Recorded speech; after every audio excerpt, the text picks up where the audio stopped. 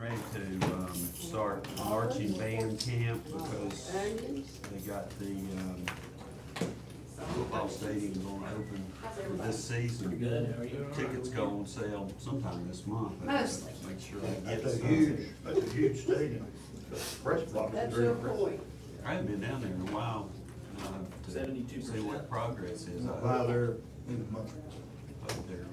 They was surprised. It was gonna be hard for them to beat Science Hill there. So that's- That was nice She too. called me, she said, Is that for the Panthers? Secret? Is it saying for come to your Panthers? house. No, ETSU. Oh, ETSU. Yeah. I thought you said Charlotte. And I had already offered. Well, that's where I went to pick her up at the airport. And they're building a new stadium, I didn't know that. So that was good. It's on campus on the west end, I think. In the West End? CJ, Good, how are you? Well, they just started football a couple of years ago, didn't they? They had it back years ago. They built that mini dome down there for football and basketball, and now they don't use it for either one of them. no, That was the worst place to see a football game. The baseball coach is leaving. so they played my song, did they say it was for At me? East District. No, Okay. but they played it and I was Like the thinking, tennis takes I you haven't trouble seen out it. there. I was They there, played it and she's not here. I was there earlier, and Stephen came down to meet me, we went over to the grocery store. Stephen made Buzz, he had a boat. Everybody, I got out and voted. hello.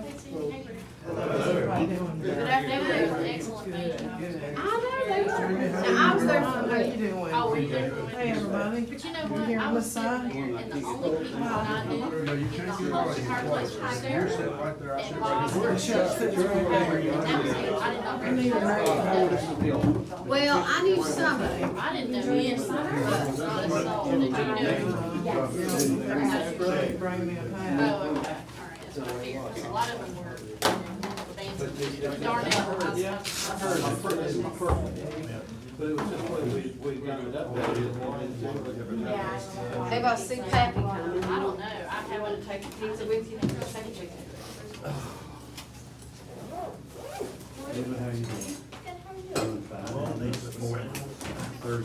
I knew that they said that some of the wedding photos. Hey, Mom.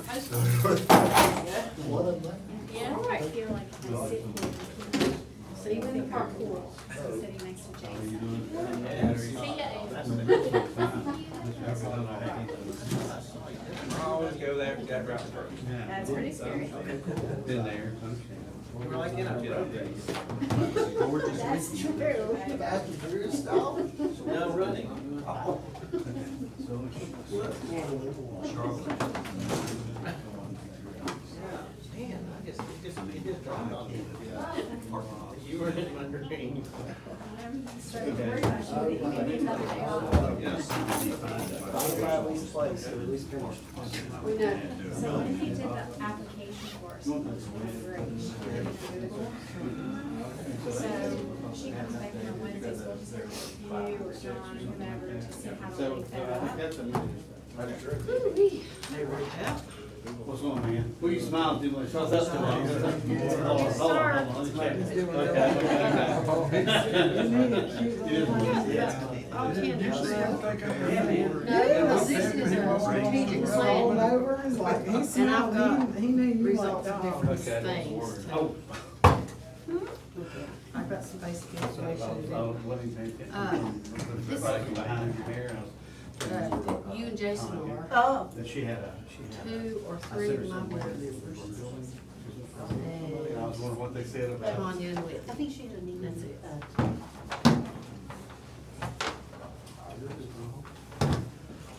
How you doing? I'm doing good, Rick, how are I you? have a study that was done on Fork, I'm gonna be doing great. supply chain needed in the area. That was done by Gen Edge. And so Hey, Dale. I've I been agree, under I'm that taking for. her I did not. I gotta call this. Well, I can have it brought to me. Stagnant. God, right here.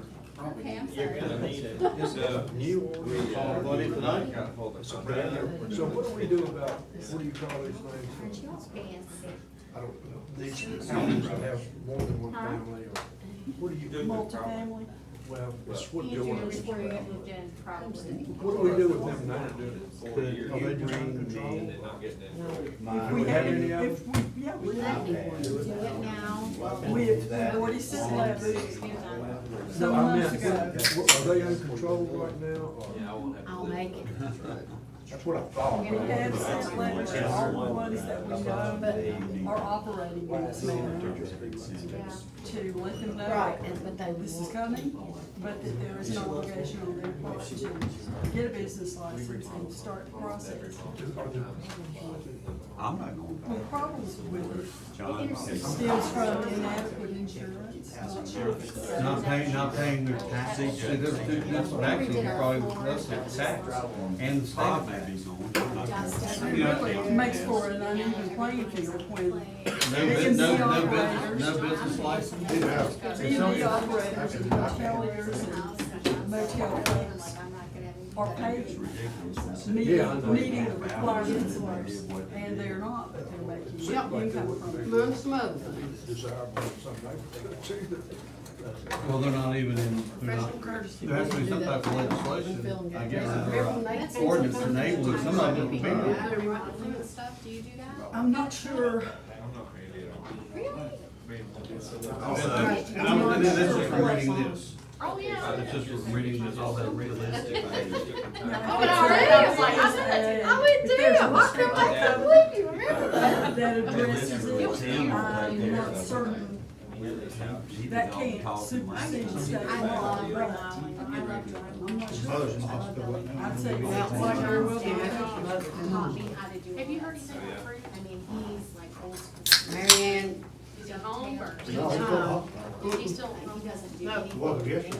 was he? So Maybe it's that's church. too much. Went to church. I learned, that's why I learned it all. Who's he supposed you to be taking getting out? Chuck's I love it. Is Chuck is coming? Yeah. He's with mom. She told us that she was taking him home He's real today. I sensitive to that. So Say, he wants, take the drain he wants out. to sit next in the center of the house. I That's don't- right. He's been- Oh, the universe, as it comes through. What she was upset about Well, was that's that good. his veterans, I'll certainly you know, wanna send give him way to home. him to sit here. And I don't know if it was a family decision, they wanted to come home, but she said, I cannot take care of you. I can just imagine, we talked about, Let me know when you're coming, and I will meet you in the back parking lot. Somebody said it was French third, and I come home. Probably. Rick, does that article say something particularly about that? It was quite talks of it gets into, Whatever it is not good. I leave on my trip Friday. the legislation I'll do that affirms the after I locality's realize ability to you said use to me, local I'm just in my mind. land use and zoning authority in regulating STR. Not sexually transmitted diseases, what's this, short-term rentals. All right, now you're on the video. Well, that's okay. What this says, I'm just reading this and it's Monday. Okay. I will not say Seal, it. are you ready or are you, okay. So, welcome to Monday, June the 12th, work session meeting. And I will ask the clerk to call the roll, please. Mr. Craig. Here. Ms. Patterson. Here. Mr. Howard. Here. Mr. Humphries. Here. And Mayor Lo. Here. Okay. So C on our agenda is Mr. Floyd Bailey, who is going to talk to us about training regarding share file. Yes, training share file. What we're gonna do is we're gonna pull it up on the, I'm just gonna pull your iPad. Just, if everybody has an iPad, CJ, if you'll put your iPad up there on the screen. Mine's on my way. Mine's on the Yours way. is on the way. What happens when the council packet is completed and loaded into share file is everybody gets an email, and it looks like those that are in CJ's email list, share file notification.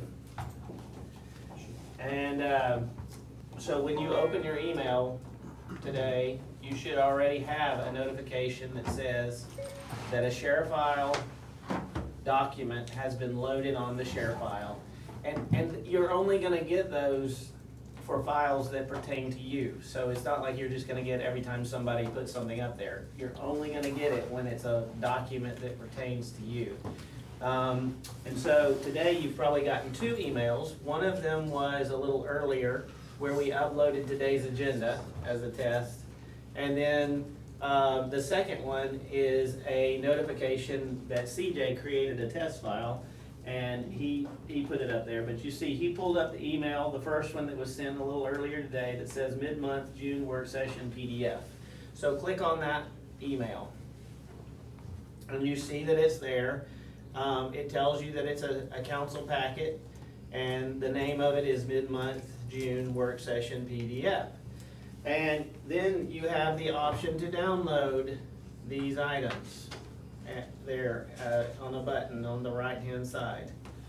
And you can click that, and it's going to, well, hopefully, So what happens, when, if you click on that, if you click on, That's how you get the ID. if you click on this download these items, I know, it's not on. and you go to here, it's gonna bring up a web page.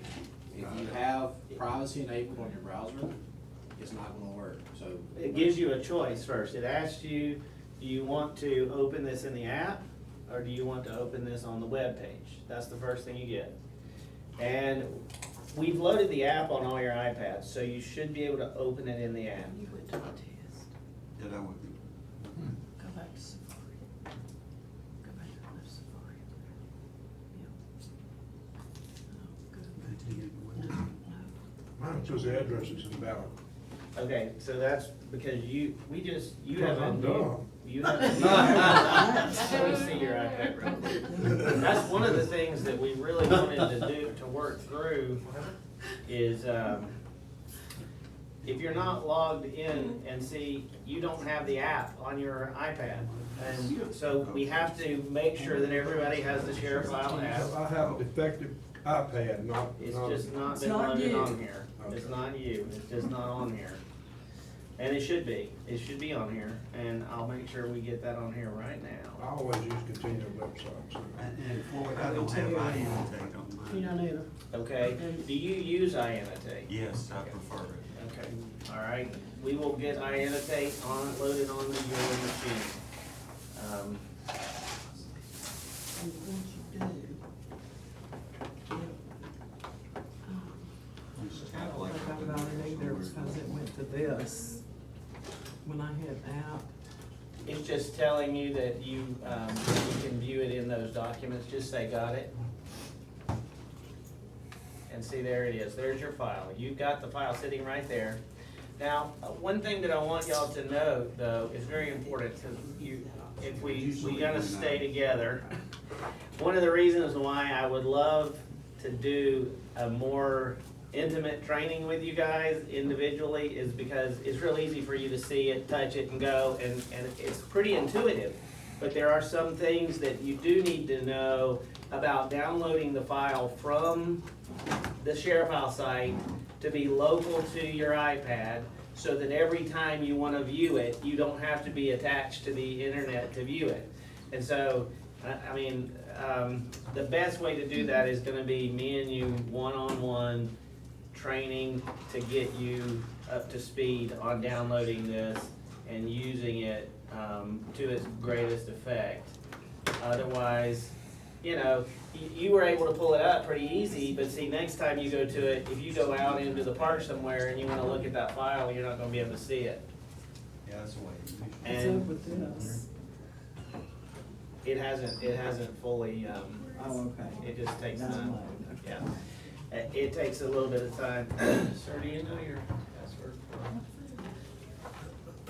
hey CJ, could you come over here and download I annotate. I annotate for Greg? We're gonna have to pay for that, it's a $10 subscription. Can we do that later and get you up to speed with that? Yeah, it was on my old system. Yeah, we had it loaded and it needs to. Okay, something didn't happen right, your password. Yeah. Ron, you have That mine. counts. Pass caps. Yeah, don't talk, well, you did two W's, Oh, that's. so. I love it, go that's, back. I go back to it, I make notes. Just be Council careful meeting. because you're talking on screen. The only thing I don't like is Deb, do you have to my have? fingers so fat that I make great big, huge notes. That's me, It's too it's small enough. I got this. Do you know your iTunes You password? get one of those pens, but it still has Do you know your a iTunes fat password? head. Yeah, a stylus, I have Say it. it. My iTunes. A fat pen? Yeah, What you fat, call it, a fat yeah, pen? she said The the. head of it. Keyboard Technical doesn't name work. for fat pen. Keyboard, no. keyboard, no. Oh, that's my Apple. Yeah. Yeah, this should be your, It needs well, to be. you want your, Charge. you want your I don't have a email charge. password. What do you sign in onto your email with?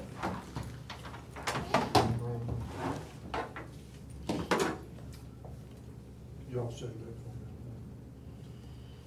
for me. Mine's automatic. I don't sign anything. Did you see that I said? Okay, I don't know my Apple. hang on 1 second. It's, I know my share file. I had to create a file for that. Well, but you go down. Forces training. You mean the personal taxes. he knows what he said. We can consolidate their files. I'm always on the extension. Is each one of these hour sessions like a video No, time for all the different. We can look at it real quick. Let me get the year. Yeah, it's possible. I just don't know.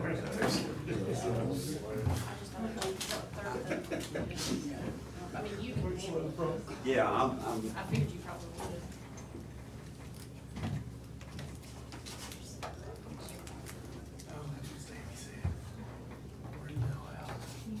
Okay, we'll get this going here in just a minute. We'll have to get you a new password. Do you know what your, so we can, get you rolling along? Share file? Yep. Remember, it's not here. It's a software update. I've never Update used that. share Am I supposed to? Yeah, you should just always do that. It's fine to update it anytime there's an update. It's not gonna hurt anything. I think I So, did so, it.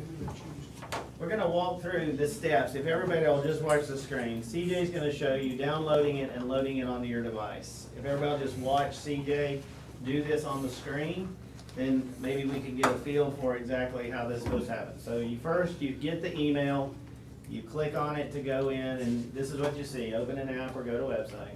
So I've opened up the email, there's a download these files button on that email, I hit that. It brings it up into a browser, says, hey, do you wanna open an app or do you wanna continue to the website? For your iPads, when you're on your iPad, it saves your password, it's simple, go into open in the app. Open.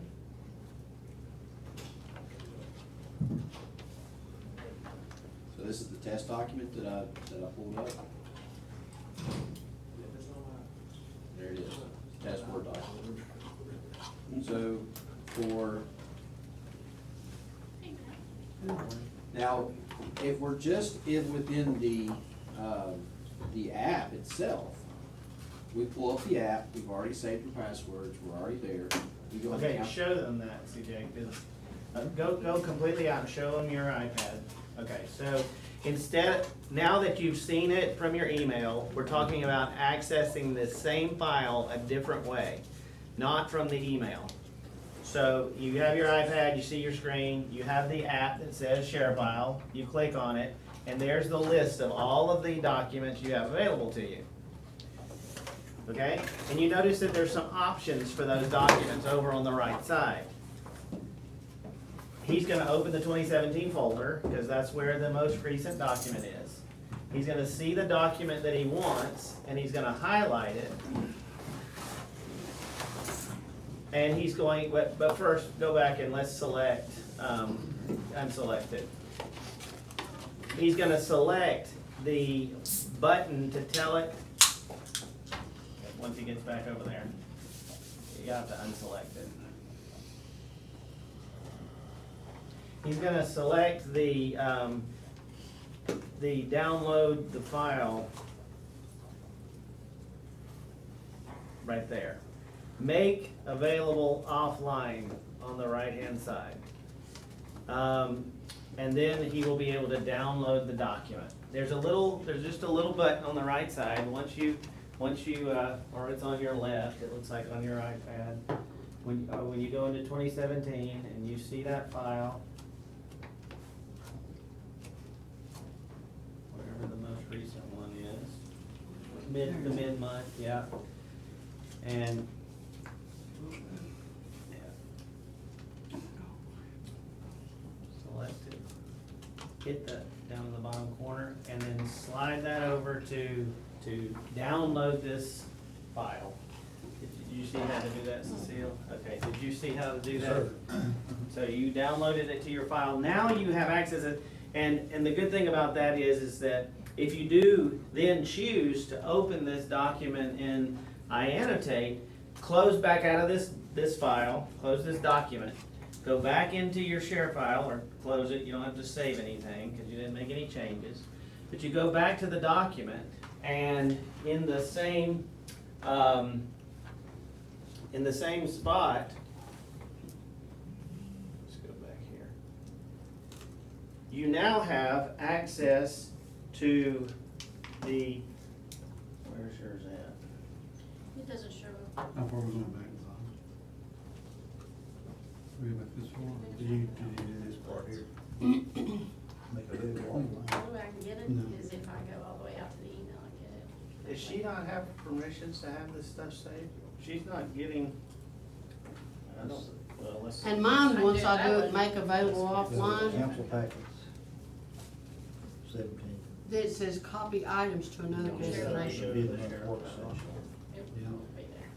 Then down at the bottom, it's got one item select. She doesn't have a 2017 folder, Just push she's that not over. getting access Just turn that to- on. Put the button there. Let's back it up, Let's see right there. Oh, there it is, right there. Okay, just Then not that. watch Then it. that. Okay, how'd you get that dashboard? I just went to dashboard. So then we can come over here and hit. There's your home list. Get that. So, there's the file, then you look at it, Hit this. and when you see Yeah, it's it's got got the three marker. you can hit make available And then offline, hit this. download. That's how you have it. And so, now you And that's have where you access print. to it, and you see that it's got that little bucket. Oh, yeah. See that? That means you have access to it offline. That one you have access to offline. So what I did was I went available When you offline. click here, again, and you choose this little corner again, you now have the open in option. Open in, pick what you wanna open, iAnnotate, it opens it in iAnnotate. And you're good to go. Did you see that? Do a lot of, Okay, so you're in the right spot. You see, you've already downloaded it. You got it loaded. Hit right there. Do all of Hit it. this bottom corner. Open in Access to all that. gives you that option after you've downloaded it. And you just slide it over. You don't. No, you're sure. But when you have iAnnotate, which we just need to go online and pay for it and download it for you. You have. This says Kathy's iPad. No, that's because if you click on that, you can share it. Yeah, you see her has an airdrop option. I'm looking at it, I have an airdrop option. Let's see if you got it.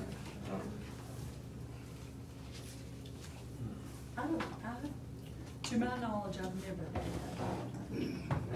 password. Is everybody on the same page now? You got it? The one that always confuses me is Should just be your, clicking on waiting in the queue. yeah. Takes me forever to, my ADHD to stop kicking in so that I can click on that. Hit back. yeah, that one. This is your, Apple ID. Do you know that one? Alright, we'll have to get your Apple ID password and. We went through this once before. Yeah, I know, it keeps, You mean you forgot it twice? well, that's the bad thing about. I never can remember. These passwords is we save them long enough that you forget them. You gotta learn it. And then you gotta use it. The problem On is, share there's too file, many you all of them. set up one, There is. would it be the same one, you think? I don't know. And if I do this 3 times, it's gonna work. And you have to just five. But I just, We'll try and keep you keep it on. We'll try, we'll get this set up. Oh, okay. I need to record this. It's exactly where. Oh, yeah. But I don't. She's got like a gift. And then one will make you change I'm gonna have it. a tattoo. Later you run into an issue, because a software will pop up and say you have to change it. but you got 50 passwords? It's fine, but probably, Anyway, all the so- stuff. Alright. We did every Should be ATM a machine. fingerprint on everything. So, anybody have any questions? Yeah, what's my password? I'm not gonna tell you. Hit that button. I don't know that I've ever had one. I know, right? For share file? You do have one. Rick, I do have one. You do Where did I have get it? You received an email and you were told to create Bob, one. you see Bob. Oh, I didn't. Oh my God, yeah. And we'll do that, we'll do that, we'll do I've got my that, screen locked, so in you your can't get in office, unless you with do you my personally. passcode, and I can see what We are live. Show me the list of passwords. Yeah. About to You get gonna, one. you and Mom, you gonna have special. Yes. So. Are you good? You have to stay. He's Mine got- are not in that neat line. Well, they just go on the top. That's where I put mine. I've got everything, but mine are all over the place. You gotta go down. Yeah, I have to go down and find mine too. I've got everything. I guess you do. You could put them by alphabetical, I think you just puts them on as you put something on. Categorized and out. Dan, did you get my email this morning? I got one. You know your Apple ID. I think I got it yesterday. I just created. Was that-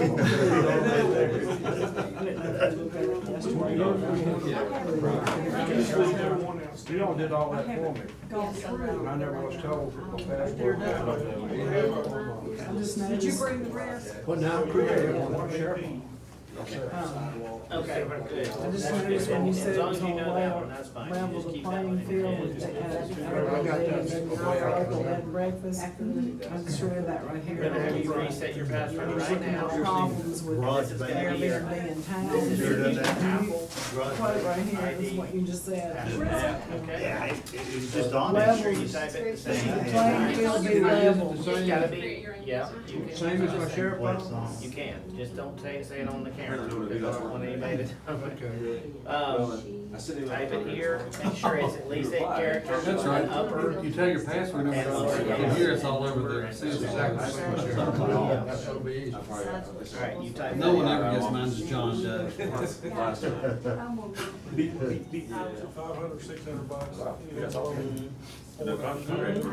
Kimberly said. Seven. We have a special. No. Just No, for no, you. no. Well, if you've been a special helper all your life, you at least can have one. Okay, right here. Do it again. One was You be Wayne's special. trying to shorten the acceleration lane. I am. North of Interstate. To try and Wayne and I eliminate have to stay some after school. So then we'll lay it all together. Okay. Alright, so. You got it. I like that, ain't CJ, this was the That's budget, more right? kissing now. Good, you got a check mark, so you're good. Alright, we're good to go there. You are good. Plus. Good. I don't even remember what I was doing. That piece is so sweet, but it is. Okay, you're gonna have to enter that password in here, so. That you would one's enter that same password right This there. one's This one's sweet. Okay. This one's sweet. This is gonna be one of them, just gonna have one password. That's the goal. I know it's not gonna stay that way, so don't be. But it'll work for today. They have different rules. We live in a world that it just today matters, you know, tomorrow, who knows? This is true. We sign in. Yes. Yeah, Virginia Tech, it changes like every 6 months. Yeah. I finally called my red out What dogs. it's doing now. Yeah. There we go. It's going, it's working. Now, okay, what I was trying to do is I was trying to get the share file out for you because you have your no share file out. What's your name, Diaz? So, I'm gonna go into your apps. Shared with me. I am going to get share file. You gonna need my credit card number? No, there's no cost. Yeah, go ahead and give it to him. There's no cost for this. Okay, you're gonna put that password in again, right there. The test, Yeah, that's where we went. So now, go to download. it has nothing in it. Hit the corner down here. What? Choose it, slide that. Yeah, now hit download. You see it downloading, yeah, all right, it's done. So Now now that when you, takes, when no, you, that's the test. so when you click on it again, go back up, right here to this one. That one, get this down. Where is it? You notice that it opened up, open in, so now you can Take choose the valve, open take the valve. in, and you can choose. You wrote it up there, yeah? Tammy's kills. You don't very much of that. I saw him last night. We just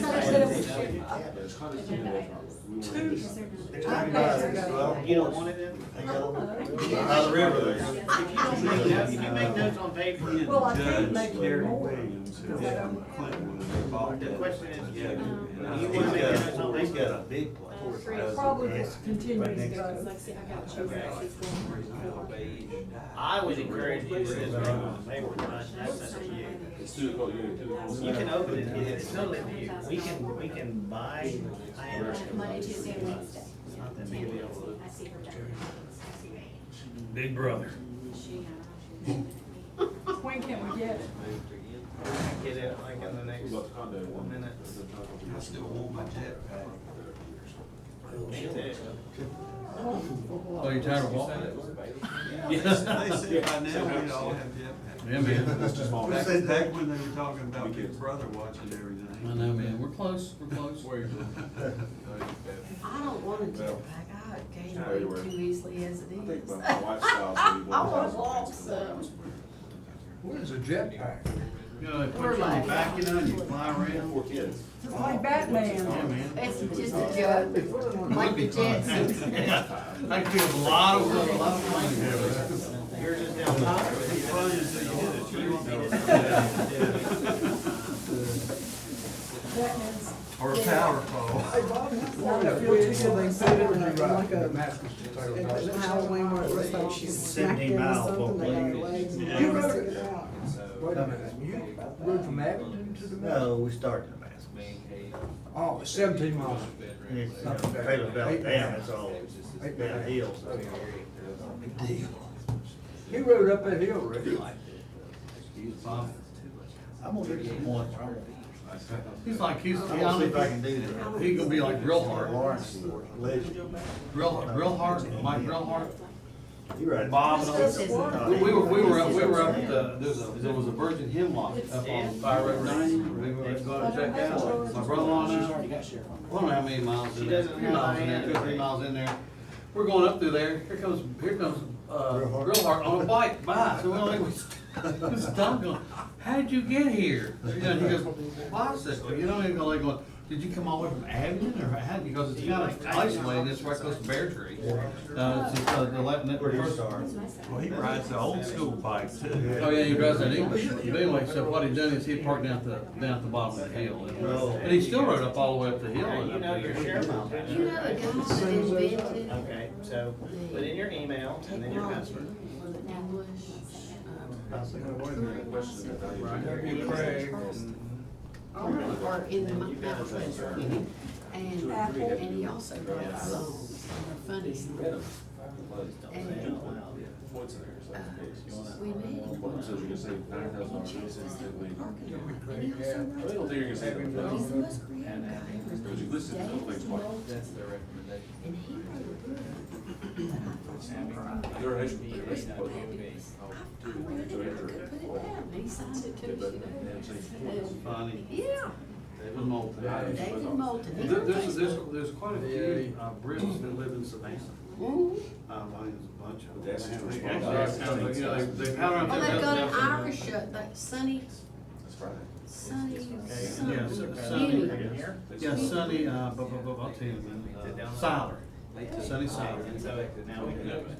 No, the name of the community. Oh. There's a name of a community in that area, and they all went on that Irish tour that we went. Oh, do they? Go back here, you And can look at this. Hey, Rick, I'll So watch you you some. choose this. And you hit that I don't know if bottom you've ever corner. heard of that place or not. You might Yeah, want to. open Well, in. Ebbing Springs I have. Now, Yeah, zoom in. I tell you, that is one good place to eat. It's new, so it tells you everything, just tell it. It's down there like Rogersville has the most federal houses, you know, the old federal style houses of any community in Tennessee. Store on this one. Yeah. Branch Did you? That guy's story is interesting. Have you ever heard of that guy that restored all that? No, I have not. Thank you. Yep, so that'll be how you do that. Now, when you save Can I have that, it? you save it. Oh, yeah, look at their menu too, it's good. It's a real good place. It's really good. Golly, yeah, extensive, that's for sure. So, It's extensive. hopefully, That's not too bad, that's fairly reasonable, that's fairly reasonable. Well, you gotta live a different lifestyle. Yeah, man, I'm the one that eats popsicles from dessert, Wayne, come on now. That's a popsicle injury right there. town council. Okay, council package. All the council package, You're doing good. 2017. They're all here. Every council packet that you've ever had is here. Now, you've not downloaded any of them. You just, I haven't read any of it. you can. Between you and you. So, That's been important. yeah. I'm not running for election. That's all right. You do whatever you wanna do, I don't care. So when you hit, this is the mid-month June work session meeting, when I touch that, and see that little arrow right there? Yeah. I'm gonna touch that little arrow, and I'm going to slide it over I found a No, wait a great minute, make available office. offline. Offline. So you have this on your iPad, so you'll download this, and that way, see, what happens is, up to this point, every time you wanna view that packet, you have to download it, and these I packets know, are it's huge. ridiculous. I thought about that. I said, why do I have to do that? And it's taking you, takes 3 or 4 minutes for it to download, and every time you wanna look at it, if you download it, once it gets that little green arrow right there, that means you got it. It's in your iPad, All I got is time. and then you just click on it. Oh, you And then, I can just open it, yeah. I can just tell it to open. Let me get rid of that.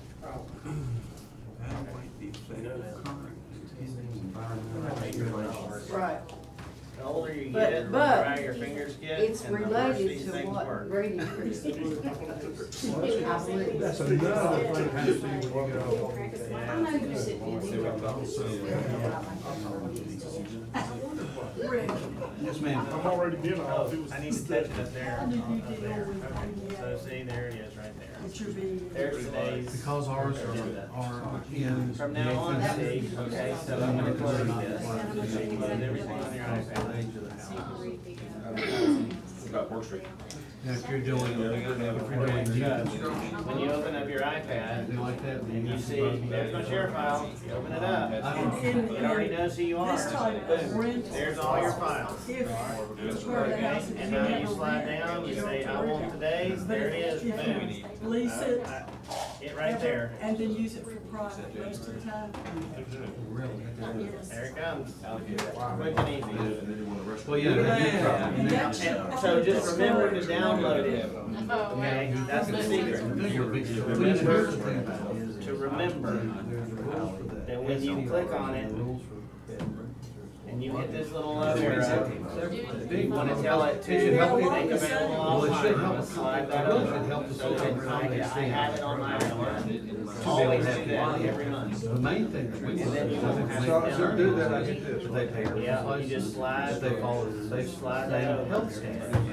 And then they. You've already got it, They so pay you've already got it, state- so you can't do it again. But once you do it, Those are the primary, to me, Then I the got underlying one. skeleton Yeah. of the Then is that legislation, green thing or the still on? ordinance, should just make sure that we are able Is that green thing to. still there forever?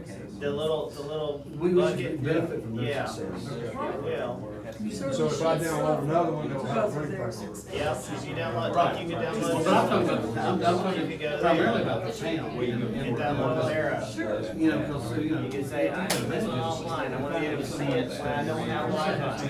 And I'll be sitting on the beach. 3 nights. Hit download. And they stay Onto your iPad. Yeah, the more you do that, the more it's gonna get onto the iPad, you're gonna have access for it. Okay? And you see those of them have little buttons there. Are you good, Cindy? You got everything? Actually, $46. That's the big difference. And if you can discount them $46, then they're gonna say, oh, that's $50. And we need to get you, did we download anything? I did. So she's good to go? I think so.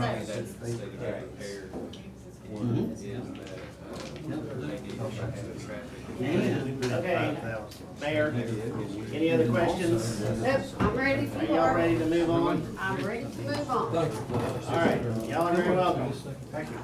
We will, and listen, I'm more than happy to do one-on-one, work with you if you start having issues.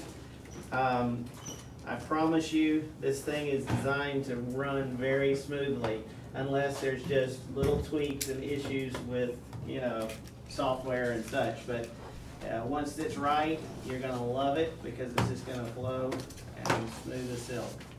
Shouldn't be a problem. If anybody wants to do one-on-one training with Floyd or them, please let me know, or just let Floyd know directly and he can set that up. So sometimes people are more comfortable. I'll play with it a little bit and I'll Yep. see if I need to. Okay, all right, very good. Thank y'all. Thank you, Floyd. You're very welcome. Okay, so no more questions of Floyd or CJ, right? Not at this time. That's a good point. You reserve the right. Reserve the right to ask later. Need to have a Floyd and CJ app. Yeah, just call us. Do you know right up. something, that is a good idea. Just log right in. Ask the wizard. Okay. So discussion regarding the proposed ordinance for homestay. Miss Deb Eisenhower. Being not really sure about where we should start with this, anybody have any suggestions? We'll start at the beginning That's where I start. and take a look at it. I think we can probably skip the whereas introductory page and start with definitions. Would you like for me to read all the definitions in full? Yes. I think too, if I can just say something, I would back up and tell everybody why you have that grace period and red letters at the beginning of the ordinance. I think it's something that was done in Blacksburg, is that right? It is. And a couple of other localities as well. Since this is it's new legislation, it happened as a result of an early spring legislative signature by the governor, which made this a possibility. And several places have opened grace periods that extended 3 or 4 months, which means that initial $25 or whatever the amount for registration that you decide upon could be waived for a certain period of time. It could be not at all, it could be more, could be less. That's something council would have to decide. Exactly, exactly. That's why it's in red. So let me stop right for a second. Rick, do you and Sandy have your certification with you? I think we probably ought to just go ahead and read that certification every time we discuss I something. don't have it, but I have one. but I certify that I have a fiscal and financial interest in, bed and breakfast, hotels, hoteliers and STRs, and that I am a member of a group of 3 or more, and council member or employee in that group, and I am able to participate in this transaction, I feel, fairly, objectively, in the public interest. Okay. Cindy?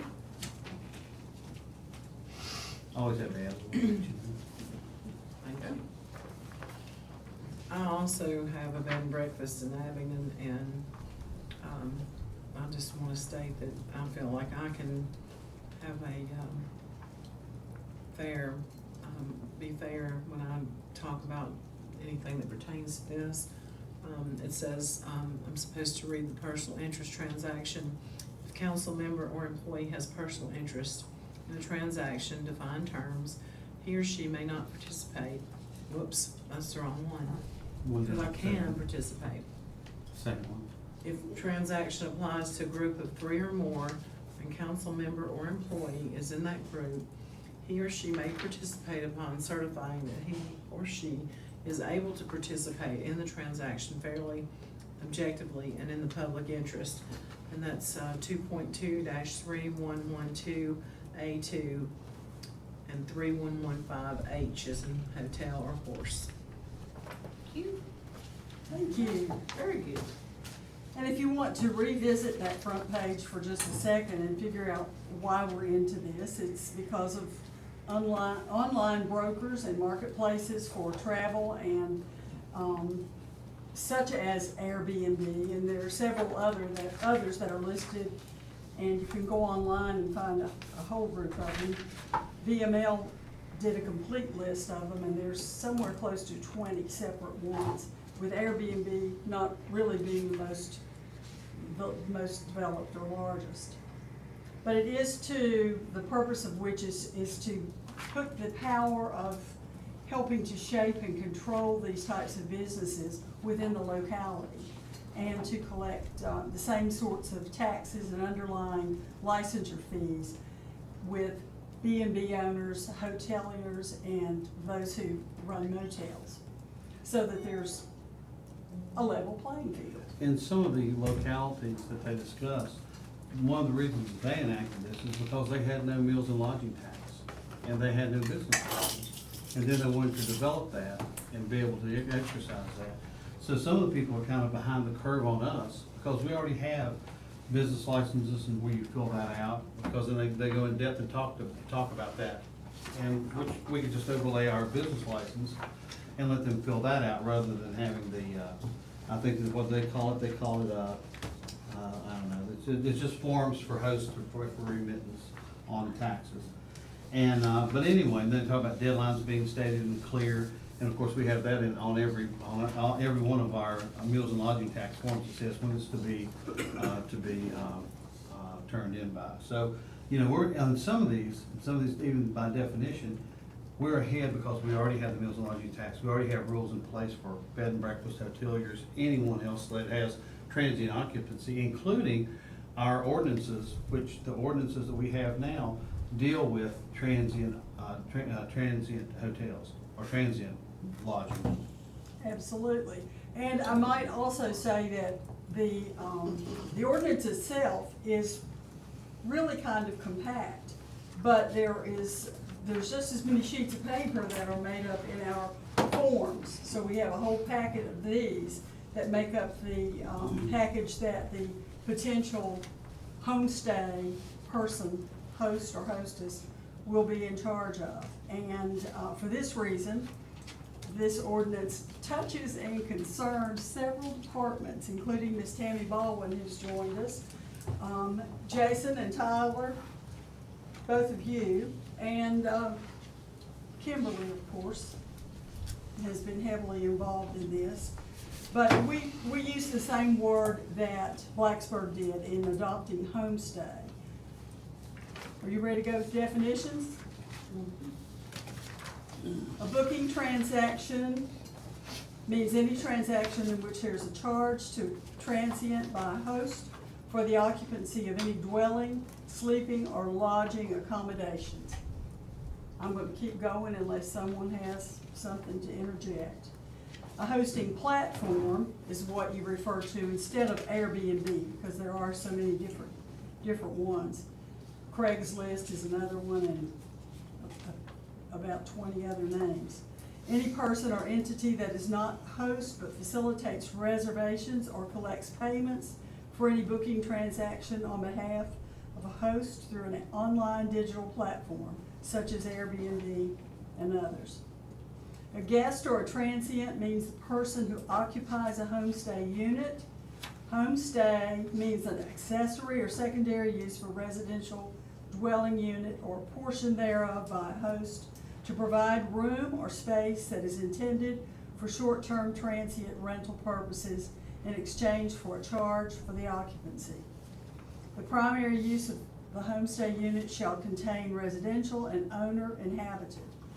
For each booking transaction, all applicable taxes must be collected and remitted to the town of Abingdon as required by Article 5, Lodging Tax 66-146 by the host. Such accessory or secondary use shall not create a landlord-tenant relationship. So I have, so Okay. can we define, or do we have defined short-term, How many days? How many days? the word short-term? I know throughout here, Short-term means fewer than 30. but can we put that in the? We can. Well, there's several different ways it can be done, you know, I know you know this already.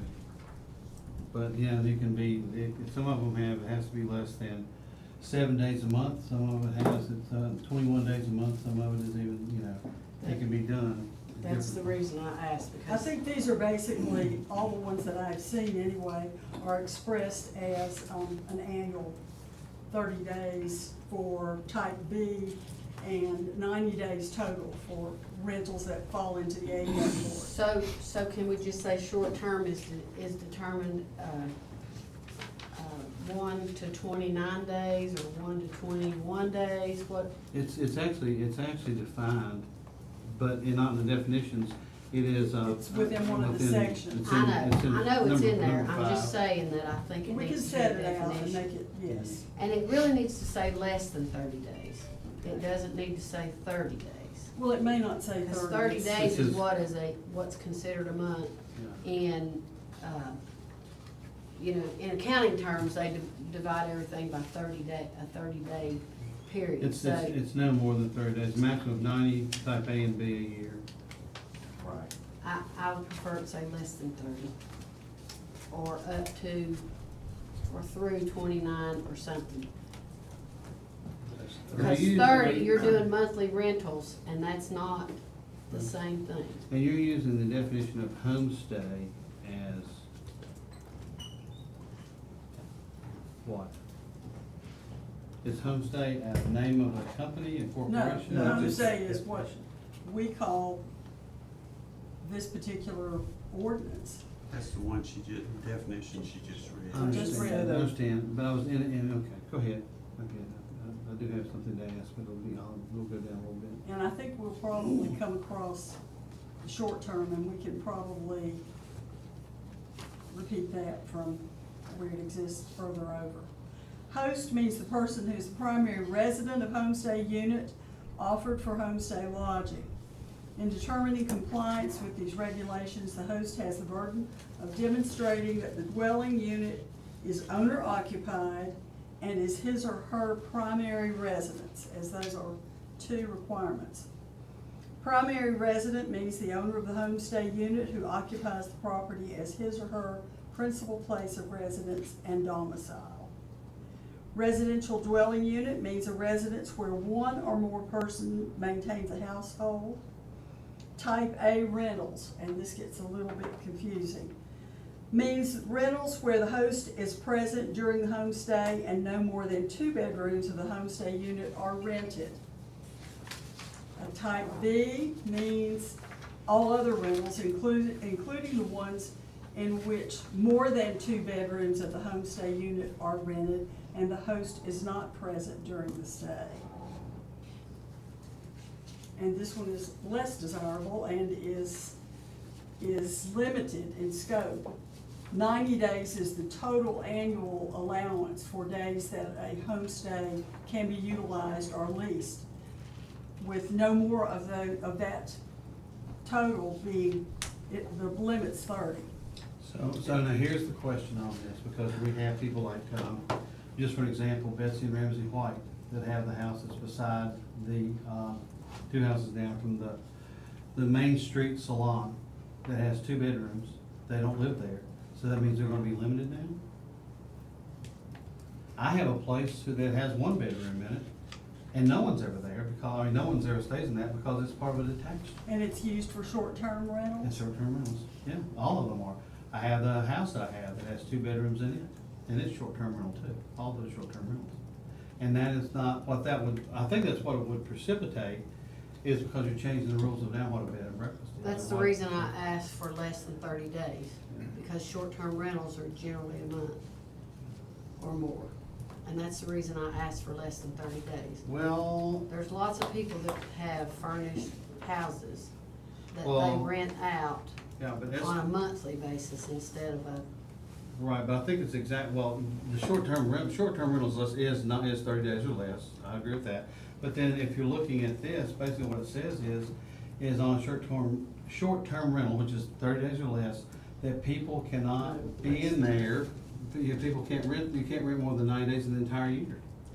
right, there's some And that's not challenges gonna there. work, I mean, that's, because that changes the whole complexion of what the bed and breakfast do. Because most of them are, well, just like Janet Woolwine. Janet Woolwine's, she has 2, she doesn't live there. You're looking at, most of them, most of them are 2 rooms or 2 or 3 rooms or less. What this deals with, the owner has to live in the house. Right, and she doesn't live in hers. But in type A, but in That's type B type A, it but- doesn't. It says type A and B, but doesn't it say type A and B? No. When- Type A is with the owner living in the house. Type B is Those are not present. when the owner is not present. Right. During your stay. Right. Okay, because I'm looking, it says a valid registration, well, this is not about valid registration. Will permit a maximum of 90 days for A and B rentals in a calendar year. Right. Okay, but so. But no more of those than 30 can be in the type B category with the owner not present. And that's what we have. That's what I Which have. keeps it, which keeps it a homestay. Otherwise, you would have a longer lease period and a rented That's second why, house. that's why I keep saying less than 30 days, not because But you're one- talking but- about 2 different things. I guess You've I am, got I'm just not rental- understanding it. You've got a rental cottage, No, that one on Park Street? I have the one that's beside, we have 2 bed and breakfasts, or 2, let's call them historic lodges, because we don't serve food.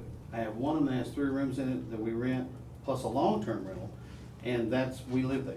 The other one has 2 rooms in the house that we rent on short stay, 30 days or less. And then we have a detached cottage that's in the courtyard that's rented for 30 days or less. And we rent them probably 120 or 30 days a year, each one of them. So how would that affect that? Are those not governed under B&B See, that standards? was my question. Well, but yeah, You but have see, a this- sign out front and you have all the You have- things well, that, that's you know, right, make yeah. you a bed and That breakfast. does make a difference. Well- And your cottage is on the same property. Exactly. Right. It is. It's not It But, identifies- I guess what I'm looking at is somebody's gonna come back to the town and say, hey, listen, this isn't, what can they come back and say? Can they come and say, which would be fine with me, can we do the business permit, and can we go ahead and be like a B and B or okay, so then that's fine. I just was looking for legal challenges that would happen from them saying, well, they're doing it, Cindy's doing it, Rick's doing it, and, we should be able to do it, and they should be able to do it if they're a bed and breakfast, but if this is exclusively only for the homestay, then, And the homestay doesn't change any of the particulars of a bed and breakfast. There's a No. separate set of rules for one and a separate set of Yeah. deals And I- for the Okay. other. The point Yeah, of that's a good. Thank you, that's all, homestay that's all. is that it's a slightly different bird because it's thought of as owned and operated by the person generally who's, Lives in. Lives in- that's Who lives their in the home. house, I got that's you. right. Okay? Yeah, Are we yeah. ready to move? Yeah. Cause we have our own business license too. Right, and so, and that's what I want to see is if these people, if they wanted to, could get a business license. They could get their own business license rather than doing the remittance thing, I guess. Get a business license, they could come that, and just follow the same rules as B and B, which actually I would think would be easier than to do some of If this. it's Unless it's not zoned for that. Well, but if it's not zoned for it, this says that they can't be in it unless we do a special use or an exhibit Right. permit. Yeah. And we've got to look closely at zoning, don't we? Yes. Yes, ma'am. No host shall operate a homestay unit or advertise a residential property for homestay use without the host first having registered with the Department, and I can't read, of Business Planning, Zoning, and Building in the Town of Abingdon offices at 133 West Main Street, Abingdon, Virginia. Upon the applicant's initial visit with the town offices, he or she will be furnished with a packet which will contain registration materials and forms.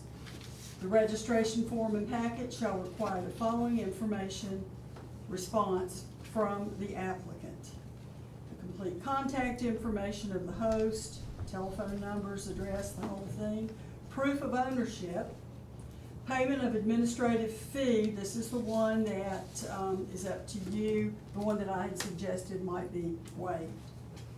State tax ID information, completion of the Town of Abingdon Business License app, complete information or inspection regarding the physical description of space, which will be made available for homestay use, including proximity to neighbors, shared driveway parking, etc.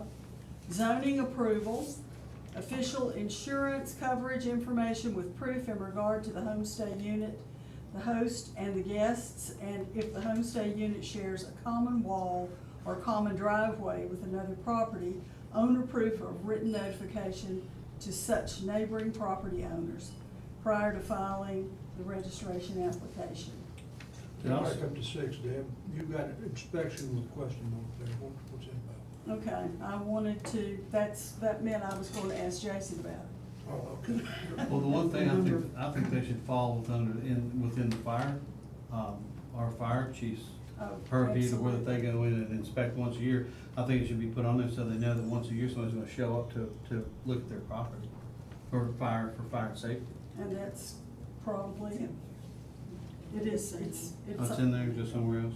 on over. Sorry. Additional initial reminders and requirements shall include the following: signs, advertising, or any other exterior display on the property indicating that the homestay unit is being utilized in whole or in part as a homestay are not permitted. That's another thing that sets them apart from B&Bs.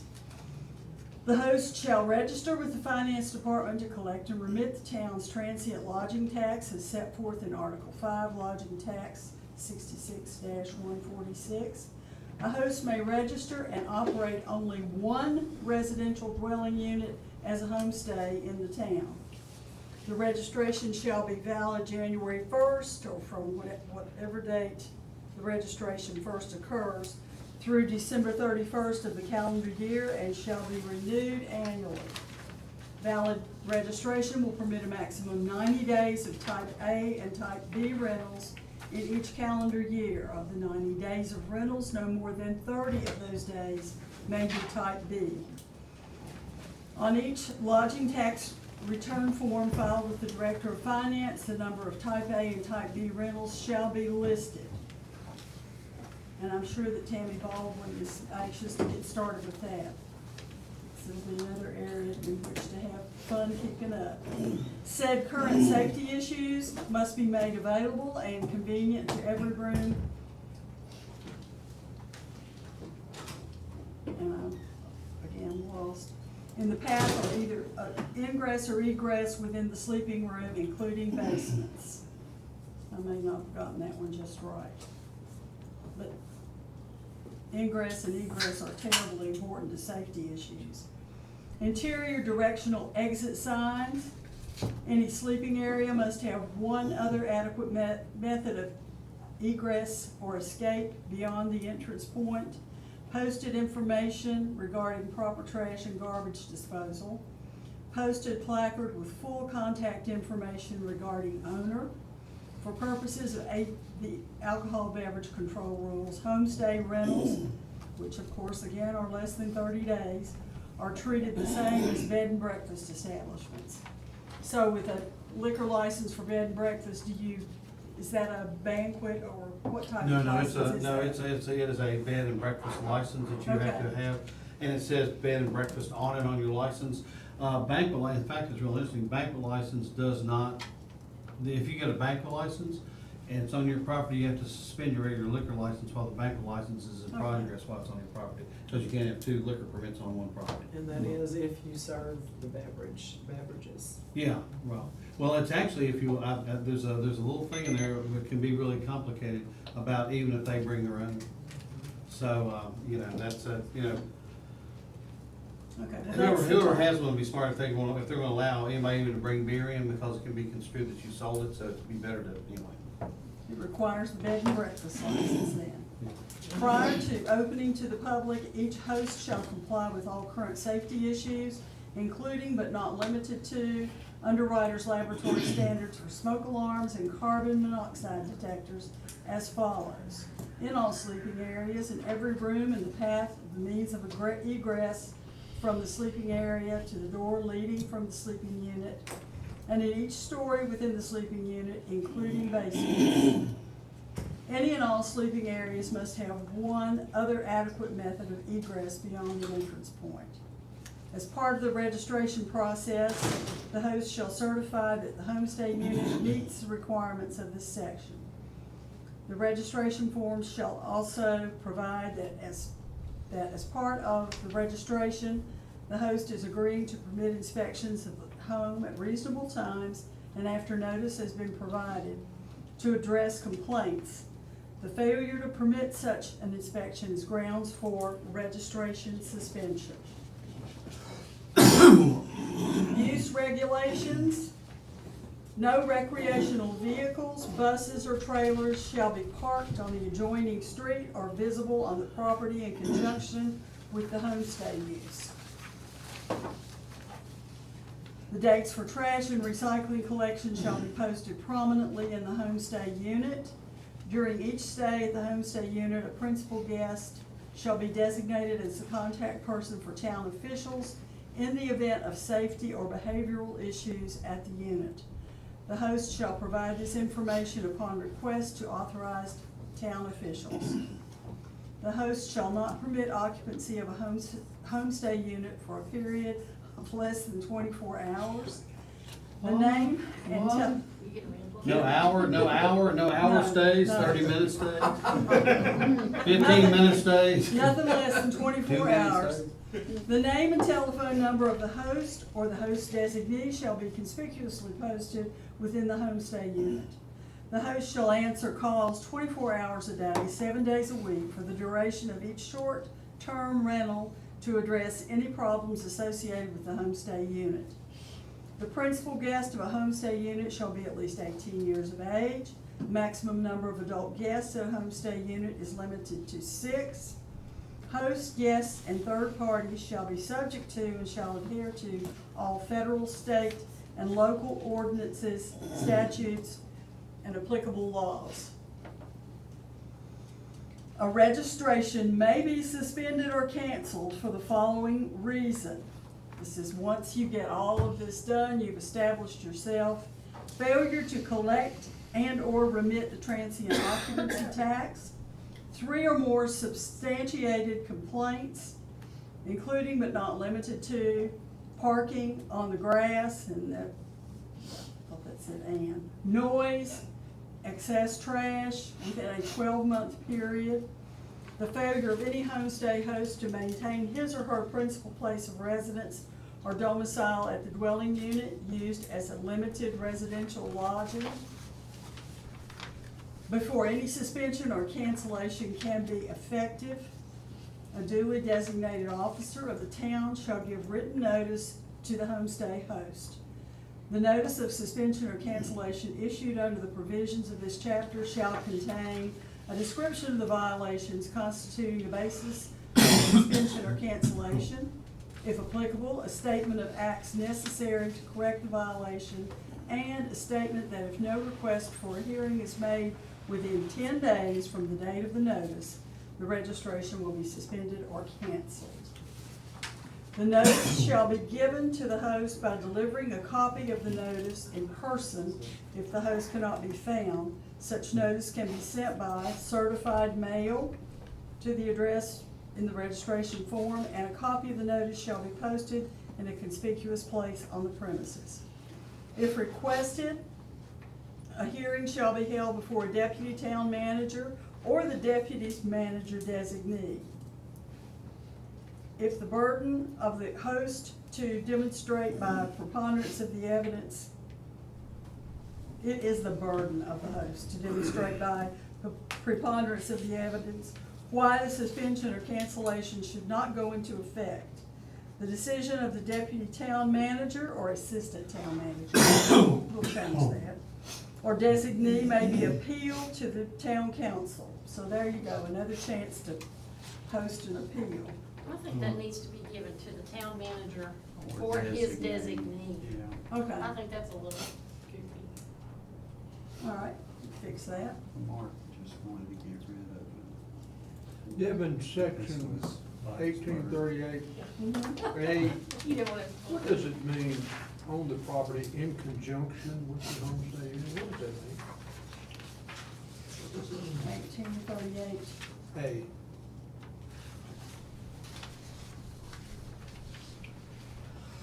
In conjunction, I mean, if there were, let's say, someone stayed at your house as a matter of traveling, or they came to your house to lease a room, or for the evening, or maybe two, and because of that, they drove their Winnebago and put it up in So you wouldn't be able to park that on the homestead property?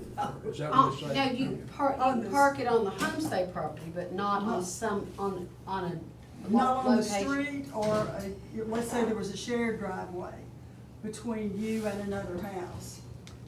To use that in making it inconvenient for the neighborhood, I guess is the whole idea. To make it to fly it under the radar as much as possible and make it not quite as noticeable as it is in a parking lot. As it is, But I as it see- is with the people who put their but- boats on the street. But you see why Wayne is confused, because it says parked on the adjoining street, I get that, but then it says or visible. Well, you know, visible, if it's parked okay in your driveway, you know, it's visible. So Yeah, that or that's visible my is the, question, right there. right, or visible is the challenge. I agree with him. I don't know how. We can fix that.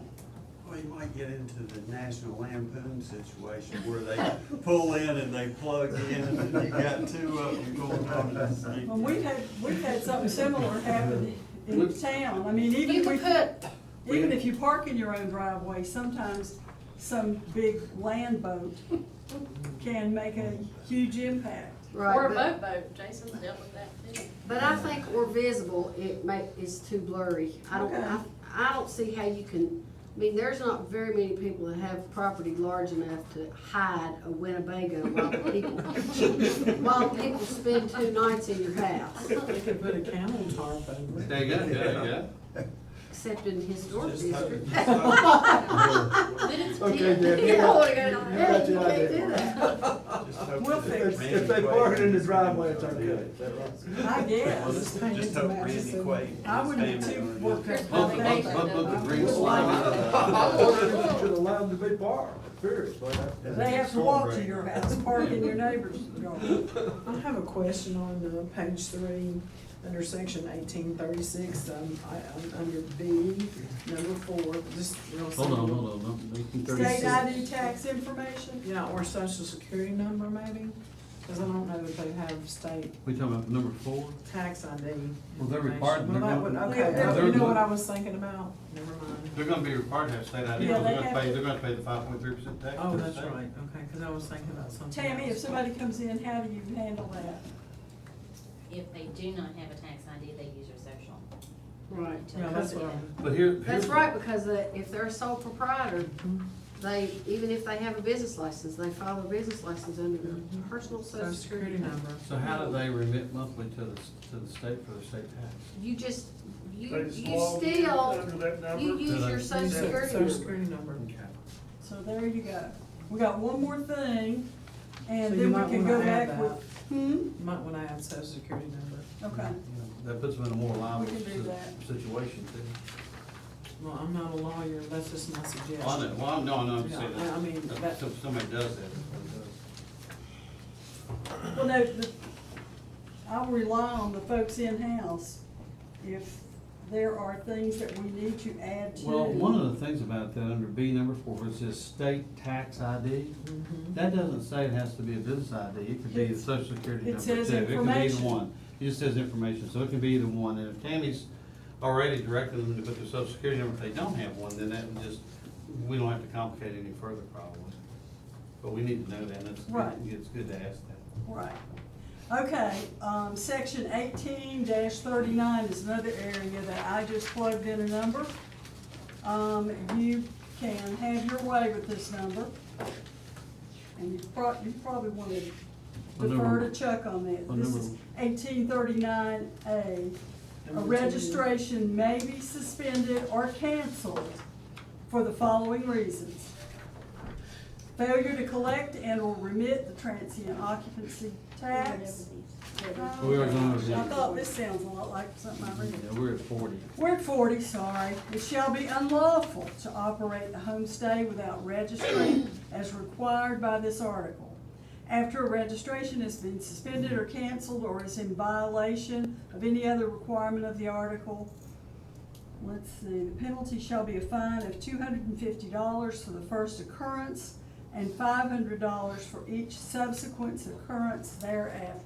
That's kinda, that kinda follows some of the other fines and penalties we have, right? It does. Yeah. And And New also- York charges $1,000. We can charge Who $1,000. does, who charges New that? York. Oh, But our The other, governor gave us the discretion to. but it does, in here, this, the Stanton, kind of the poster children in this article are Charlottesville, Stanton, and Blacksburg, and they did the $500. And Blacksburg is the only town, the other 6 are cities. so this says 250, Rick, are you okay with that? Yeah, I'm fine. 250 I'm first fine with offense, that. okay. And also to go back up, one of the things we did was talking about having to, about having a grace period for to report, your, whether or not that you are a transient lodging or, I think that in looking at this, where they're talking about waiving because the reason they waived it was to try to get more people involved in it. Rather than a gotcha situation, they say, okay, you have 30 days or 60 days. I wouldn't want to go much longer than that. 60 days to report that you are a homestay. And, so you have 60 days to report it. We're not, it's a grace period. You're not gonna be, back charged or whatever, and go from there. That's trying to get more people involved and more people report what they're doing. We understand we've already, Kim and I think Tammy worked together in sending out communications to every situation that we could become aware of in town that were participating in homestay type situations. And this was to give them notice. We did this a couple of months ago, didn't we? What And percentage do we have to respond? About 40%, something like that. We did get a couple of messages of different folks who said, I don't think I'll do this. Because it sounded like they were gonna have to do some extra And things. you kept their that they- names to make sure that they took themselves off the we did. B&B list. I And mean, the homestay list. And we will keep an eye on that, but I've got a question on the penalty. Do we want it to be mandatory? Because right now it's shall, or do you want Say this, I'm sorry, discretion? say this one more Do time. you want it mandatory that if they violate this? Yes. Oh, absolutely. Okay, and I think you need to also add that it's to be paid to the treasurer of the town of Abington. And, So take out the word shall. No, I was saying only take out shall if you want some discretion in there to waive the Oh, okay. penalty. I think we do it. Now, I got a question. If you're gonna How write you a gonna rule, enforce it? how are we gonna enforce it? Jason? Well, it's gonna be a challenge. I mean, the easiest thing to fix is to have somebody monitor the sites, and complaint driven. I mean, I Well, don't know any other way you know, I to think do the it. site monitoring, I went on the sites, a couple of sites, and it's really, you know, you really can tell, it says within the town of Savannah, within 2 blocks of border, within whatever it might be. So I think, and, you know, and they're pretty, you know,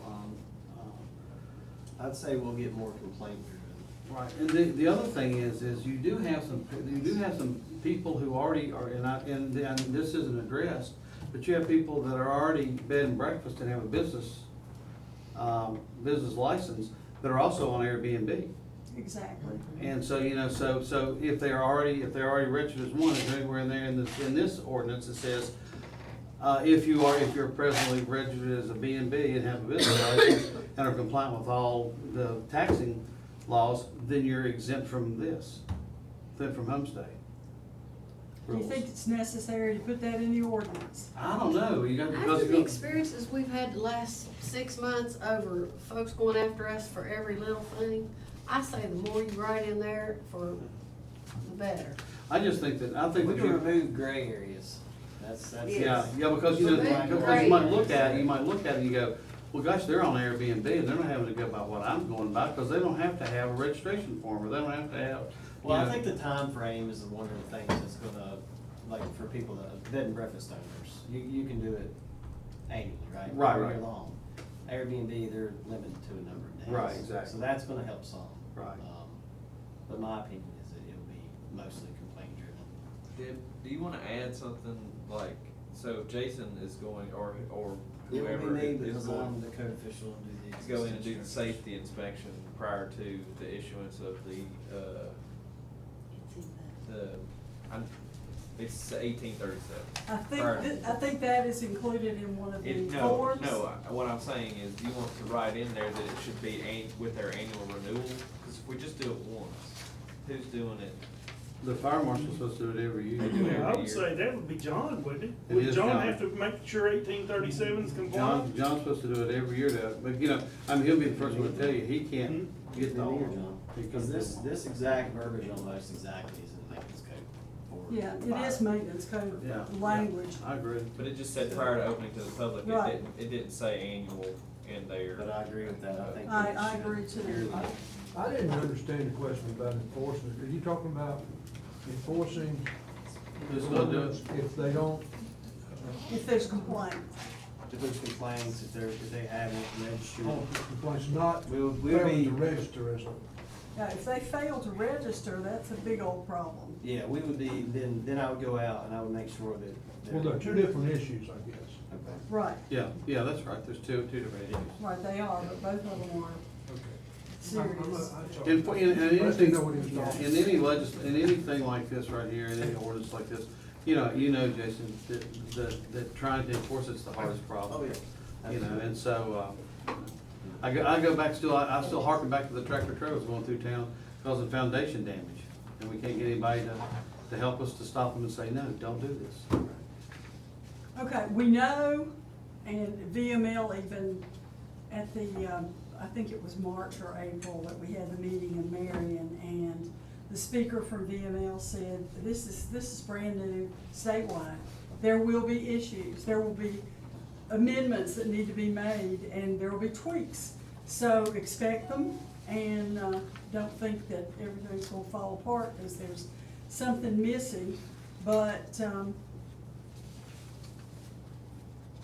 we want to fix as much as we can up front.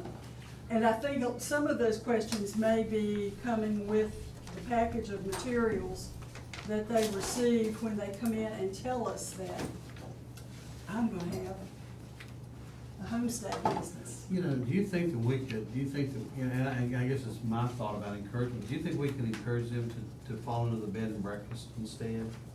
I think it's gonna be a lot less cumbersome to them to do what we're doing, just get a business license every year. It's not gonna cost them probably that much more with the restrictions that they're going under. and then that gives them a lot more opportunities to do, a business and make some money in it. You know, once you're restricted down to the 30 and the 90, it might be Yeah. cumbersome. I agree that we need to let them know that they're restricted to 30 and 90 days when they come in to apply, so that they have a choice as to whether to That's sign what I up as a wondered. Yeah, if shared I'm with thinking, them. if I'm looking at this and I'm gonna be in business with this, I go, I'm gonna go, I'm gonna be a B&B. I'm gonna call it, you know, whether you're historic lodging or whatever, that's, I wanna go follow the B&B stuff, let me do it that way. So. Cause I can tell you, I'd rather be B&B than, Well, I wouldn't want, would you count want, the days. would you wanna keep up every time you turn in your remittance to count up how many A stays and how many B stays you have? Here's the challenge I that you're wouldn't gonna do run that. into. They use Airbnb, Craigslist, and certain other websites as advertisement more than as what type of business they are, so. They when also pay them a fee. Right, but, you know, they are restricted because they can't put a sign out, they're not, so, you know, I think that there's some, you know, some good reasons why they would wanna do it.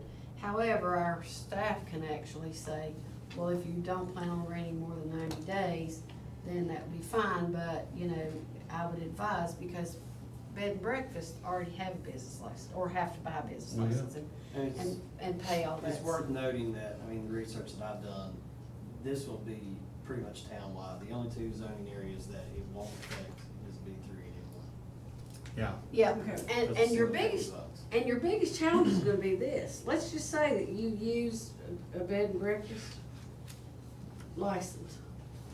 You know, all of this is self-reporting anyway, so your biggest challenge is gonna be how much they report. Right, right. You know, and we all are smart enough and adult enough to know that we're not gonna be sitting there going like, well, you're at 89, you only have one more to go, then that's it, you know, we're Right. not gonna be doing that. But then you get into tax evasion, because, you know, if they're not remitting that, you know, tax evasion, some different things that could possibly happen, so. How do you deal with restrictive covenants of subdivisions? Now, that would be a real good question there, Mr. Kelly, because I think that in some cases, that could easily impact, especially R1 areas, and maybe others as well. I'm just wondering if they shouldn't, when they come in and get their application, that they have to provide a copy of the restrictive covenants for the area that they're in. Well, they have to get zoning clearance, so that's going to mean a thorough look at what the zone is, and I'm sure what the restrictive covenants Well, are. So let me ask you a question about that. That's a good question. What if the area, like, you know, I'll use the area Deb lives in as an example, they don't have an organization anymore. So even though there's restrictive covenants, there's no organization. That's It still doesn't matter, it enforcement. runs with the land. It does. Okay. It does run with the land. So and all then it takes- who is, but then you get in. There's the Any enforcement- owner it's the in the enforcement part. subdivision. Right, could that's what I'm enforce saying, it. so, but then any owner in the subdivision, not the town of Abingdon. Not on that. And so Right. you're, We don't have to worry we about don't, the it. Right, town and so of then Abingdon you doesn't say, enforce that. not my problem, you'll have to sue your neighbor, and then, Well, Jason and I looked at it this morning, and we figured, set aside the impact of restrictive covenants. We figured, the first one was AFOS. Yeah, that would be applicable, yes. R1, yes, there is a restrictive covenant. Wait a minute. But that's also R1 would be eligible, or R1 would be? Yes, would be eligible. All the Rs, and everything except. he's saying AFOS AFOS is It too. does not take any. AFOS has, single-family dwellings. Anything that has a permitted use for Winter single-family Haven has. dwelling would be open to Yeah. I thought it should have no the homestead. organization. Does that require They a don't. special use permit? Some of them, I think some of them may, but Because I think in looking at some of those, my feeling was that, there was- you know, one of the things about stuff is to be an enabler. And I don't think any of us, I don't think Cindy and I care about whether or not that people have homestead or not. We just care about them being on the level playing field of having to pay Well, that's taxes. what we want Had to them be to the safety of it, and also to be able to know who, if exactly who to call and contact in case of something goes awry, you know, in case it gets on fire, in case something, you never know what's gonna happen. That's why all I know, and that's good, and that's all good. the listings Yeah, were that's for all, that's all that. good. It's not to try to keep from people from having it, it's just making people more responsible if they wanna do this, and particularly responsible to their neighbors. Exactly. Because that's one of the big things that you're gonna run into is I think we're gonna run into, is when you have somebody that rents out 2 rooms and the people bring 4 cars. You know, and then all of a sudden, they're Then taking you up might 4 get a parking places. complaint. Yeah, and that could be a complaint. And so but how do you view that? Is 4 cars okay? Is 4 cars not okay? You know, and in some streets it could be okay and some not, so it's gonna have to be, there's gonna have to be some thought. Exactly, and Put I think into it. that's why there's a requirement to give your neighbor, and it says by certified mail or some other official method, to I give mean, them notice. You think about Winterham, for example, somebody, race weekend showed up with 4 motorhomes and pulled in a house out there. I mean, those people are gonna raise hell. That's It looked like Stone Lights, wouldn't it? And here's the thing, again, they don't have an organization, but they have their somebody- own covenant, so then neighbors will have to sue neighbors. That's right. Well, Because we say, we don't have control of that. No. but we can enforce it once that they go to court. Tyler has an excellent idea, man. Well, I don't know, if we're doing the ordinance, I don't know if we wanna rewrite any other ones, but maybe all together, if you all, would it be beneficial to write homestay as a use, as a permitted use for certain zones? Instead of making it. That might not be too bad to do that. It might be a community. Anything that's single family dwelling permitted use, would be allowed, so that's way more wide open than we do only in what, R3, R4, or B73. So, I didn't know if that's something, since we're going through the process now of having an ordinance, to create it as a permitted use. The other The thing, area the that other thing I would, but here it is, we get back to those restrictive covenants again.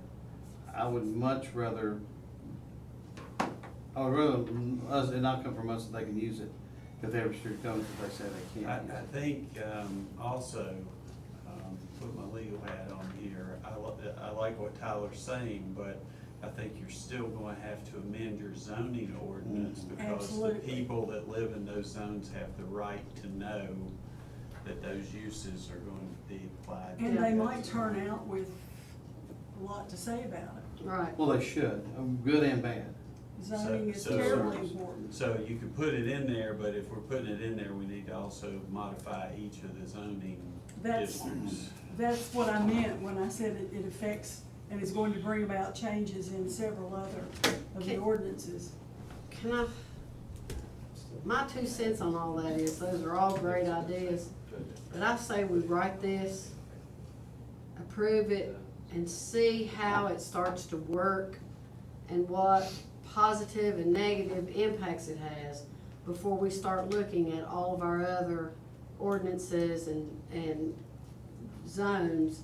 You know, let's see how this first thing starts to pan out before we start changing everything. You know, and it might be very obvious right off the bat what we need to change, because you know what's gonna happen, we're gonna get pushback on the things that we need to change, and then we can look at them pretty quick and not worry about the other stuff until they come about. Well, you're gonna get pushback on restricted covenants, I can tell you that right off the bat, because they're gonna call us first. Say we wanna change That's right, the ones with restrictive 'cause I get- covenants I are gonna get be it a right problem, now, but we, But you know, but that's where the Deb can say, you can refer them to Deb, or you can tell them yourself. The town, restrictive covenants are not town ordinance. Yeah. And We we do not, say that and a we're lot. sorry, we don't, restrictive covenants are exactly what they are, and they're by your association or go with the land. So you'll need to talk to your lawyer and we'll be glad to try to help you any way we can. Which is one of the largest subdivisions. Well, administrative fees on an annual basis. On an annual basis, I was thinking of it as an initial thing, but we can impose it as an annual. I think She's gonna have extra work, so I think we need to. I think you're right, I think it needs to be an annual fee. Wendy's, Because we're paying annual business license fee, they should pay an annual Well, administrative fee. They'll have to have an annual business license. also. they will have to have that as well. Now, in your packet is a list of homestay frequently asked questions that might have some of the information that you're thinking about. What I was alluding to was just, contact information changes quite often, so Yes. that way you would have a current list of what's going on, if you did it in annual. But if the business license takes care of it, that's fine. We do have a section including other than a responsible party, just in case the owner could not be available. Yeah. Some of the Right. neighbor that might. Secondary, yeah. Because in the event there's a problem with safety, a fire, something terrible happens at the structure, and it's one of those B rentals, then we would need to know exactly who to get in touch with. And I think it covers all of the information that is necessary to do this.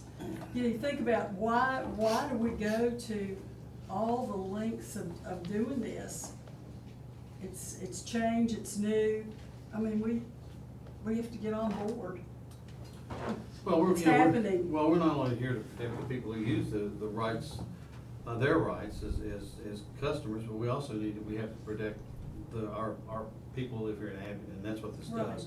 And, any business owner, it helps protect them. And, if you're trying to help everybody, I can't see where it could be too bad. That's true. The other forms, and they are in your packet too, I believe. The homestay application. I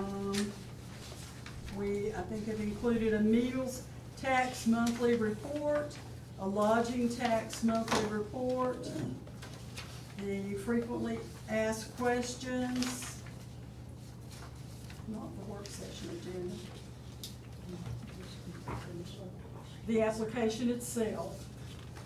I'm telling you, if I was them, I'd go to bed and breakfast, and would you, Cindy, would you have I probably would. It's a lot less to keep. complicated. Do you think this is, the B&B is, or the? Yeah, I think this is more to keep up. Oh, I do too, Homestay, oh, I do too, yeah, I'd go to B&B. And Hey, maybe- guys, can I ask y'all about this lodging tax monthly report? Greg and I are sitting here looking at it, and my mind's not working right. Go ahead. It says lodging charges subject to tax, let's Yes. just say $100. Yes. Then it says tax on lodging at 7% of one, so I get that, that's $7. But then it says less 5% of the tax, which is a collection fee. Yeah. So then they, So 5% would be 35 cents. 5% of 7. 35 cents. off. so it's 5% of the $7, tax. Yes, 5% of the tax. Okay, I got That's you. on So then it you would, so that, yeah, I yeah. So you take that off and then. I was thinking 5% of the So, one, and yeah, I that- thought, that'd be why are we that'd be doing that? $6.65. 65 cents. Okay. 65 cents, huh? Okay, gotcha. Thank you. That's for us doing all that hard work and Yeah. collecting that. We need to Think look of at that. anything else that- You're trying to increase your percentage. Holly did, yeah, man, you put some work into that, not only collecting it, but then accountability for it, accounting for it.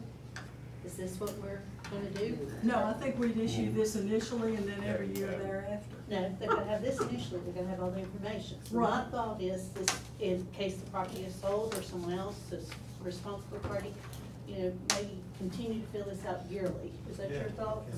Well, if that's fine, but Okay. we would have this also. That's yearly, the business business permits. Well, this is gonna be your business, I mean, they'll get a Well, that's business the only one license, that's but we don't different. want them to fill this out, is my thoughts, right? Is that your thought? If we let them just fill this out, where are we gonna send their receipts for their business license? But we can add it if we want to, but I think the more we keep it simple, we keep up with it. It's already out of. Well, they need to have, Of they need course, to have a business license every year. I think to have at least something that is like all the other businesses in town, it needs to be maybe. There are another business in town, they are like that. Absolutely. Absolutely. Now, there are a few other things, and one of those would be, I called my insurance agent today, before we came down, just to see what kind of impact, if I decided that I was going to turn my house into something along this line. Big Ed wouldn't like it. No, he wouldn't like it. But, for 2 rooms, if I decided I was going to lease 2 of my bedrooms, it would add to my insurance $200 a year. $200 on the basis of what I'm paying now. And he has my insurance, so he knew that. And I said, okay, I'm going to do 3. It makes it $1,000 more. Unless you have a personal umbrella. Well, this would make it an umbrella. Right. So that's how it would impact me there. And I don't know that that helps or deters anyone, but it does have to be, the amount of insurance that, we don't have any minimums on there, but generally it's $1 million an incident, 2 million aggregate for a minimum. Was that what that was? Mine may have been a little more. Yeah, and one of the things that I think that you're looking at, and trying to protect these people who have businesses, is somebody from taking their home. Somebody comes in, breaks their leg, says, I'm gonna be crippled for the rest of my life, somebody sues them, they're gonna be in court, all this other goes along, and they don't have the insurance to cover that, or a lawyer to help them cover that, then literally they could lose their house really, really quick. Well, and I think that having an ordinance would at least go towards bringing that to the attention of the public. So it's better to be informed than not. The other question is the ADA. How does this type of usage affect, or is it affected by the federal law? What does the state code say about that? The state code says nothing about it. Well, if it says nothing, I say we leave it alone. The only thing that I found that is applicable, a couple of things, and they really cut in opposite directions. One says that if indeed you make rooms available on a commercial basis of your home, then those need to be compliant with ADA standards. If you have private rooms that you never make public, then those don't have to be. But if you make them public, they need to be ADA compliant. And you're just fine until someone complains. And we all remember that that can happen.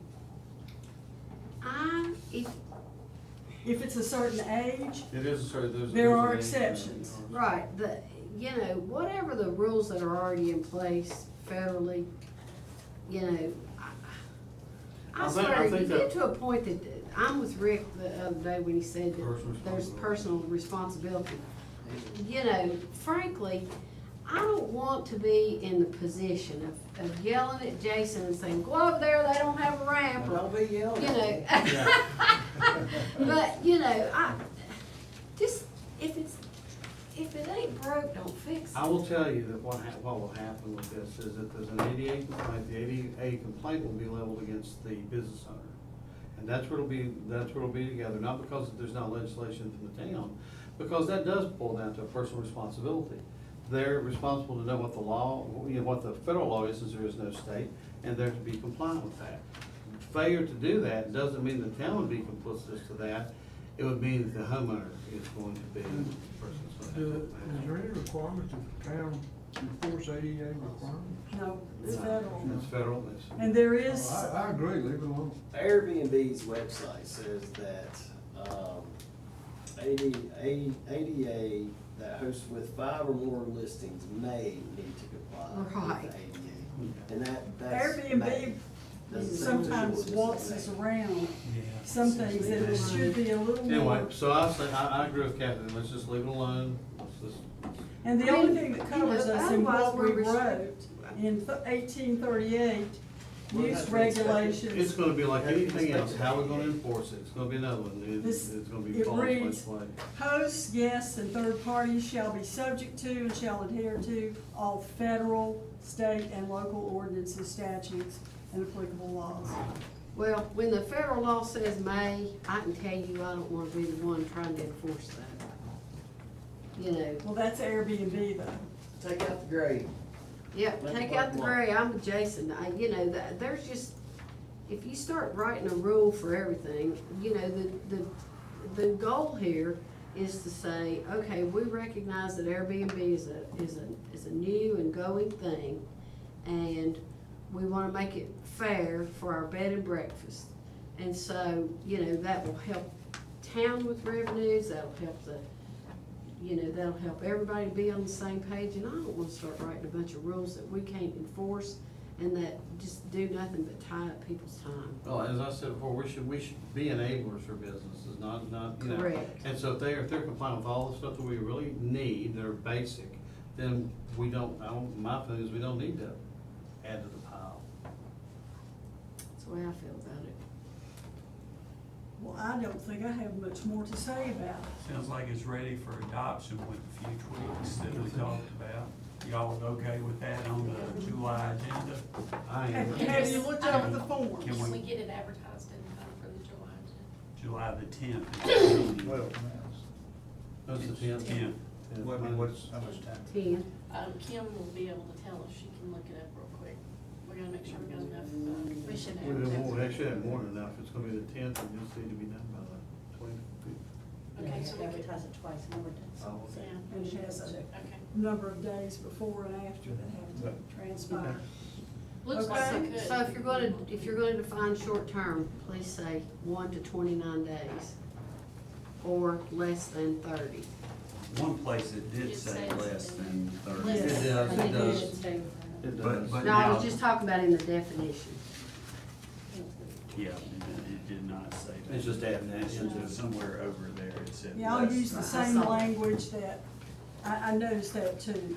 It does say that. Just say less than 30 days. Moving right along. Okay. Thank you. Thank you. That was good work and efficiency.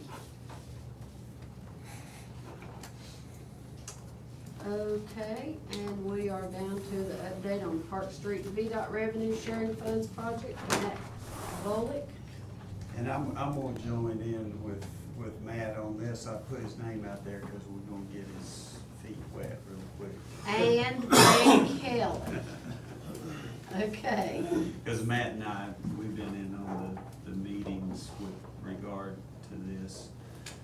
You want me to take the lead, or you want to take the lead? Please start, and, I'll fill in. All right. If you all will recall, we had some VDOT revenue sharing funds on the Park Street streetscaping project, which totaled about $361,000 or $62,000, somewhere in that ballpark. And that would have been a 50-50 match to make that happen. John had done an estimate way back 3, 4, 5 years ago that was said that would be about a $600,000 to $700,000 project. Matt and I met with, and Tyler met with John. I can't remember, were you in on that meeting, Jason? Yes, sir. John Dew and Donnie Necessary last week. And we have urban construction funds that are left over from the Hickok Fern project, which was a stormwater project that the town put aside its urban funds for years to try to build up enough to pay for that, because it was gonna be in the millions of dollars. As it turned out, they bought out Hickok and Fern, VDOT did, and they put a detention basin down there where it had flooded before. And we had in excess of around $3 million saved up for that project. And John and Donnie have come to me and they said, we have $1.4 million left over. And we can transfer that money. The Park Street project is eligible for that. They did sort of a semi-guess of what the cost would be today, and it's probably around $1 million. There's only a 2% match of that money, so spend $1 million and it costs you $20,000. So you're getting $1 million for $20,000. And the good news is that we have the money, we have the project identified, and we can transfer the revenue sharing funds over to the phase 2 that we talked about on the Green Springs Road realignment project for later on, and then apply for some additional revenue sharing funds there. We have to at least start this project, and Matt, correct me if I'm wrong, they said by starting, it just meant that we had to maybe do an RFP or something. Make for- sure it's scoped properly, yes. That it's scoped properly. It doesn't have to be built within this time period, but we have to do that before December 31st of this year. And so we're gonna be moving forward with that. We have taken the infrastructure committee that you guys set up at the last, I think it was last council meeting. And Bob and Wayne are on that, and me and several of the staff are on it. And we're gonna get Janet Woolwine as the citizen representative, because she's bought most of the properties on Park Street outside of Riddick. Janet, for people who don't know, just finished buying J.D. Moorfield's, the 5 houses on the left, plus it has a lot and a parking lot. So she's just finished buying that, just closed on it last week, or before last. And so we're gonna have a meeting on July the 12th to discuss where we go from here, and hopefully, probably at the August council meeting, Matt and I will have a presentation for you all on timetables of how we plan to move that project forward based upon what the infrastructure committee comes up with. So that's a piece of good news for a change. That's wonderful. Yeah, absolutely. Won't happen. And so you're gonna see a fairly substantial project take off and happen in a fairly short period of time. I believe, Matt, the complications that they mentioned to us might be utility relocations and things like that, and trees, yeah, trees. One thing Greg will need to do is we'll have to amend the budget because it exceeds 5%. 2%. Well, yeah, it exceeds it, that what you all have approved in the last meeting. Only So exceed you all will 2%. have to amend the budget to this amount so we can. You do it on the whole project total, Yeah. on the budget amendment. So that counts in, even this grant money, it counts into, we have to Yeah. put it in our budget. I'm sorry. Yeah, and one thing I caution you about, Chuck and I talked about this on Friday with Cecile, is they are thinking that part of this money is federal money, and if it exceeds $750,000 in federal money, we'll have to have a separate audit of that. Simple audit. Yellow book on it. No, that's okay. That's all right. Just depends, and I did speak to the auditors on this, and it depends on,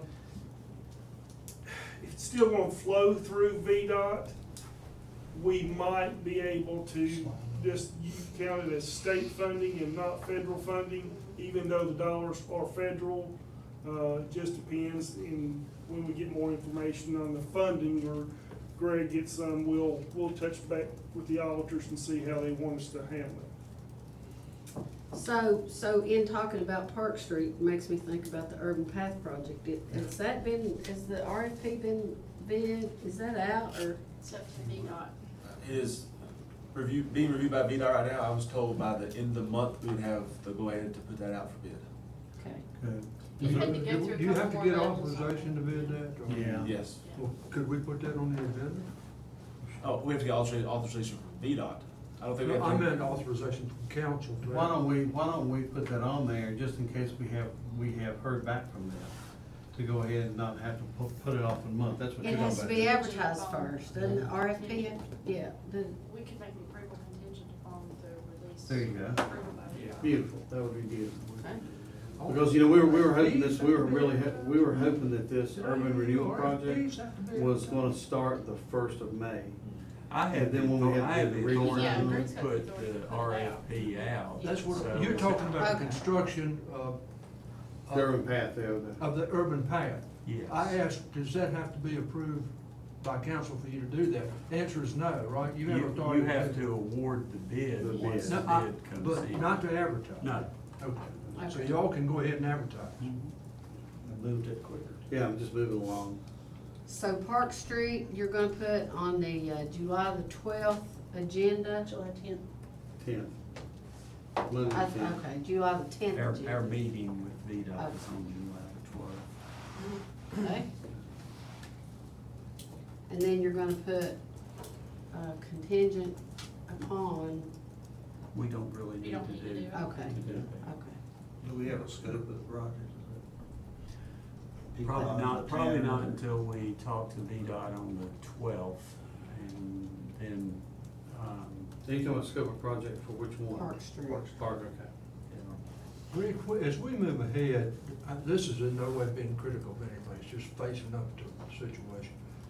It took us 6 years on this path. Is there anything that anybody can do to avoid whatever problems cause that? Because that's too long. we've done I mean, the longest. And I'm one- just trying to find out what the The problem. longest one even longer than that, was the Whites Mill Road sidewalk projects, and the Walden Road sidewalk project, and we did, Court Street. Court Street, we actually did resolutions to VDOT to try to speed it along. Is all this related to VDOT and not to acquisition Not of right of way? necessarily, it's acquisition of right of way, Yeah. it has a huge impact on it, and it did on the urban path, and it certainly did on, some of the other On the projects that sidewalk we've projects, done. and Yeah. it did on the flood mitigation project we did. Absolutely. It took This- 6 or 7 years to do that. I'm getting off the track, but we probably ought to have some type of discussion about why the right of way is taking that long. And we People probably. don't well, wanna now- go We took Well, the answer to One that. of the things is, we hesitated. We didn't wanna exercise eminent domain Yeah, we- or we- condemnation, you know, and so we we shy away. negotiated with the property And owner. we've shied away from that in the past. Yeah, we might need to talk about that sometime, that. We- Well, there are the places threat that of should it come in. Makes it easier to negotiate. We only had to pay for one right-of-way on one of those projects, and, no, 2 right-of-ways. And another thing we probably should be thinking about is sometimes the engineering and right-of-way acquisition are put together. And when we're looking at all of what we got facing us, we got the urban path, we got Park Street, we got the Meadows, or the Queen Spring Road, all of that, our staff just can't do all these negotiations. So we might wanna be thinking about contracting that out as, in relation to the engineering services, because those two things are highly related, as you well know.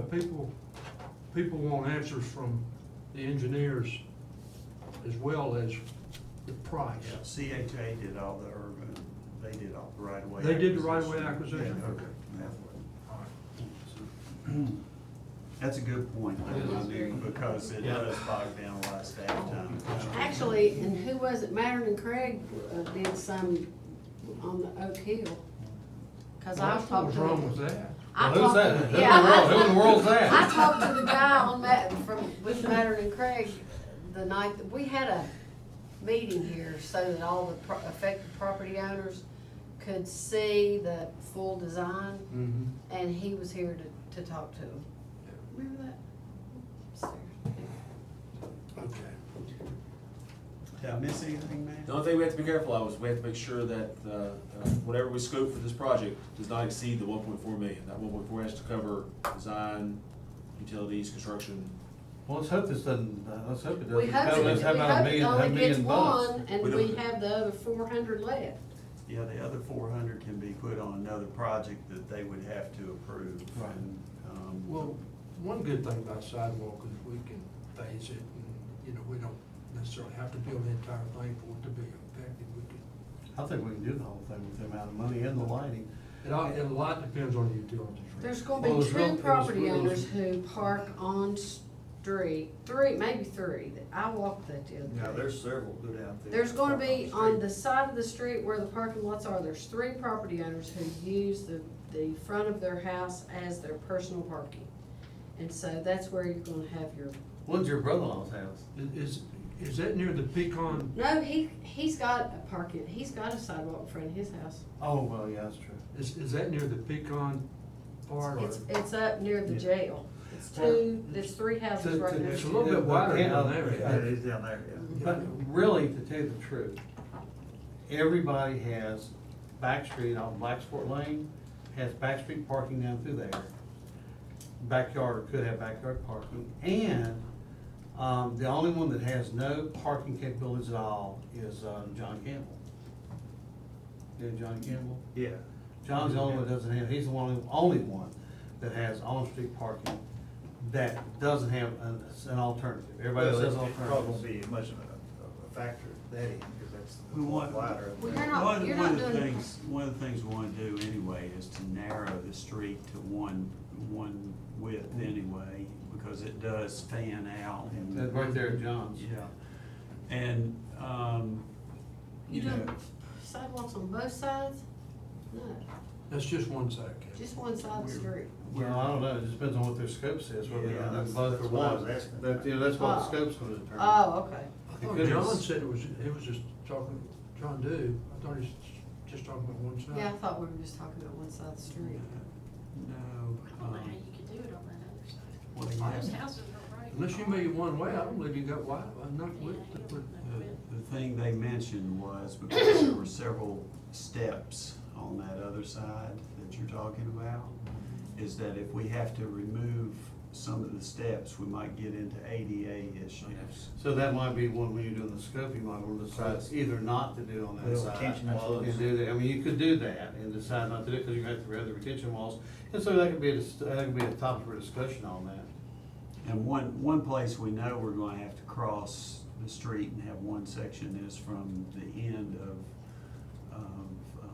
Park up Tanner Street. It's gonna have to switch to the left side of the street to make it up to Yeah, Tanner. you're gonna go up to, Muncie's, right past, up to the back of Muncie's property, there's nowhere to put up sidewalk right there. There's none, zero. you're gonna have to extend that culvert up too, aren't you? You know that culvert that goes under Park Street? Yeah, At the park, yeah, Some I stormwater don't know, I mean, those are things it's that pretty we'll, narrow in there. those are things we'll have to look at, I'm sure. At one time, in the narrow part down there was parking on both sides. Oh, yeah. And there was times we couldn't get the truck, our trucks through. I can believe it. I can believe it. Pretty bad. So that's when they went to one side, parking on both sides. Yep, and if the goal to do that is to enhance business, you wanna be real careful that you still allow on-street parking, otherwise your businesses aren't gonna have any parking spaces. It's tough, it's tough, you know, and Janet controls the only parking space for all that far in, now she's bought that JD stuff. She actually wanted to talk, and I sent her to Scott Wilson and Tyler, I think. Has she come to see you yet? She wanted to talk about, parking garages on that lot, on that, you know, that lot that she purchased. Really? She wanted to talk about options on how she could build a parking garage. Wow.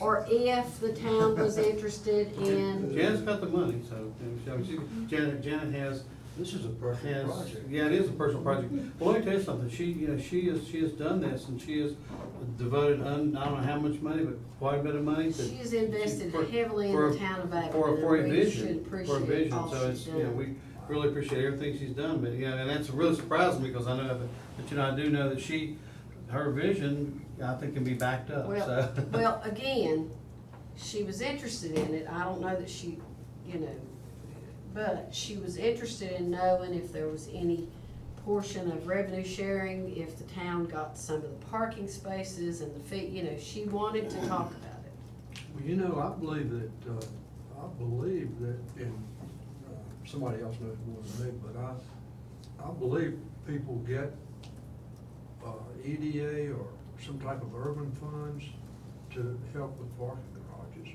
I've known that to happen, I don't know if the grants are still available. DHCD, the DHCD. parking garage with the Stonewall Jackson Hotel in Stanton was DHCD. That's a nice Yeah, that's that's a right. nice parking garage Yeah, there. I didn't remember, but Man, we might be able to put a bundle together here. Right, so make sure you keep Janet Woolman in mind, Yeah. because I met with her last week about that. We're gonna put her on the committee, but I will tell you from being on the courthouse review committee, that it's over $1 million per deck. And when they were talking of course now they're looking to move the courthouse entirely, I think, but, which needs to be done. But when they were talking the deck up behind the county courthouse, they were talking the two deck. One that you would access off of Valley Street, it wouldn't be one you drove around, and then one that the upper deck you would access off of Plum Alley. And it was in excess of $2 million. And I asked the question, I said, how many spaces do you pick up by doing this deck? And they only picked up 12 spaces. So that's a lot of money. Post and everything. Where did and all Marion- that. They take up a lot of room. Now, okay, so just for a brief second, for thought process. So let's just play for a second and say the courthouse does move off Courthouse Hill. All of a sudden, you're gonna have lofts, those are gonna be empty, and there's things that are gonna be empty, that where it's gonna be really important to look at infill and trying to get people in those. So I think that it might serve us well to look at a committee or someone, some group, Tanya, whomever, to look at backfilling that if and when this does happen, to have a plan in 2, 3, 4, 5 years ahead of when it happens, so that we can be, planting some fertile ground. I like that idea. But that's what they alluded to at the last county meeting we were at, that they were gonna move the courthouse. So in fact, they're cutting a lot of budgets just to put a reserve in to help with this amount so they can get a lower rate. Have somebody to pay up front. It would be something that the Historical Society wound up back in the courthouse. That would be very ironic, wouldn't it be? No. And if they would, it'd be nice to see them sell that building, make a little money on it to boot, so. Very, excuse me, Kathy. Go ahead. Where did Marion get their money to build that garage? Do you know? I'm not sure, Wayne. Okay. Well, holler at me, we'll call David up sometime, we'll ask him that. I know it was a mandate, it was, the judges finally had to say, build it.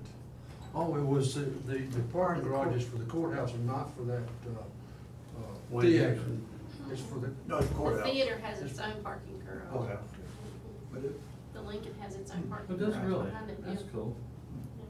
It's And not that very was- big, but it's, I think it holds probably 30 cars maybe. That was, the refurbishing of the Lincoln was Tobacco Commission. Well, that was money well spent.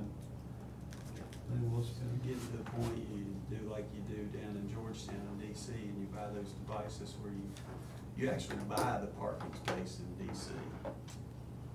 And they have those things where you can stack like. Oh, three- yeah. three Oh, yeah. rows. New York City, They do that in Europe. Yeah, New York City too. So that's everything that's on the agenda as far as update on Park Street. Does anybody have any more questions about that or comments? And so I sent an email out of all the things that, on June the 6th, of all of the capital improvement projects that it sounds like we're involved in. And, the only other thing that I had an email about was, it was a Facebook post and then somebody sent it to me in an email. And this was a suggestion Oh, yeah. to try to get the community development director and the town involved in, this is umbrellas down certain walkable alleys in a town. And so I think it was Rick that suggested between Bonfire and Jesse Owens's building. I thought anywhere, I mean, anywhere. But you all know, of those kind of, What I was looking at was somewhere, one of the things that we're looking at is really the depletion of foot traffic down in what used to be downtown. There's just not as much foot traffic down there. It's something to stimulate people to wanna go down there and to look at it, you know. No, and We could do the that bubble gum one wall alley, I like they think, did is in Seattle. owned But something very similar to this, not umbrellas, but next time you're in Marion, they've done an alleyway, Iron Street Mall, what's it called? Iron Street Mall. And it's got a beautiful little serpentine brick walkway, and then they've taken steel beams and, they come up and go over, and they've wrapped them in these crazy looking lights that come on at night, and they have a barber shop on the alleyway, and maybe There's a hairdresser. hairdresser, restaurant, and it's just really, really neat, but that was a Main Street project that Ken told me they'd done. Anyway, Tanya's looking into some options, you know, who knows? Yeah, I like this. I think that's. Well, those you can just take wire, you just take some type of wire and then put them in using the wire. It wouldn't be- And with all the rain we've had lately. Yeah. It'd be perfect. Well, and you know, honestly, if they do it between Potter's and that antique mall, they could walk around, because then you could go into, Abbott and Mercantile. Yeah, You know, but- if they agreed to make that only a walking area. So, anyway, Tanya's looking into some of that. Then the last thing, I don't know if you all noticed, but, Greg and Rick and I met with, the Virginia Highlands Festival and most of the parties that'll be affected. Virginia Highlands Festival is moving to the Barter Green. We're moving the love letters to Barter, and, We don't know exactly where yet. we don't know where, but Rick Rose is very amiable about where we can move those. And, one of the things they needed was 4 vendor spaces, and so Greg let a gentleman put up a tent out here to see if that would work as far as the festival's concerned and all that, and artists. And so when we did that, I thought, man, that would be a good segue into if allowing street vendors on a regular basis. If we advertise that and use, you know, that spot, like first come, first served kind of thing, where we use maybe that spot and the park across from the post office, you know, for more quote unquote feet on the street. We brag that we're an art community, and so, you know, I wondered how you all felt about all that. I'll wave my 2 cents real quick. You know, as we talked about that, I think that would be a good, what I would call a showcase gallery. If I had somebody down there, one of the first groups I'd want to have down there is the Wholesome Mountain Artisan Center. And the reason is we give them money, and maybe they would be able to sell some stuff down there to reduce the burden that you know, that they have, that they come and ask us money for. But then I think around the community, from William King to anyone else, I think they just call it the Showcase Gallery, have it up there. I saw Mr. Turner up there over the weekend, and he had art laying everywhere. And it looked like there were many, many people around there looking. It gives them something to do prior to going into Barter.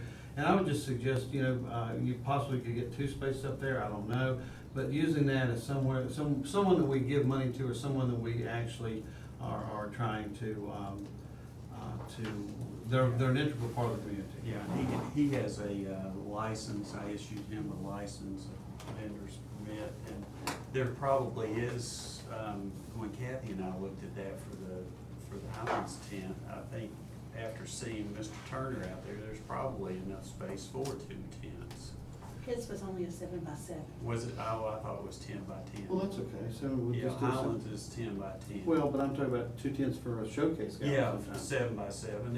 His was plenty big enough. I thought it was. And, Especially when Barter's playing, you have the opportunity to do it. You actually have the opportunity to do, let's say you put 2 7-foot tents up there. You have 2 of them up there Friday night, 2 of them up there Saturday night, and 1 of them up there, or 2 of them up there Sunday afternoon for the matinee. So you have the chance to showcase 6 different vendors or 6 different businesses in the community every weekend. And I'm sure that Barter would allow them to, you know, set up even on the Barter Green, because Rick always tells me he wants to create this carnival atmosphere in town with arts and vendors and things. Well, I just think that, you know, that it'd be an opportunity. We've tried it, it works. We need to let the whole community know that they can, you know, be involved in this, and. Not you, Rick, the other Rick. And The good Rick. the good rig. And, you know, we can create we can create a press release and put the information out. We'll have to have a process. But I think I think that, it's a good time to start on the whole thing, Yeah. They would not hurt. if everybody else thinks it's a good idea. I think it's great. Well, it's set up already. I mean, if they come in, they want the vendor's permit. I mean, the only thing that they can't do is they can't set up in a place that impedes pedestrian traffic on the sidewalk. Right.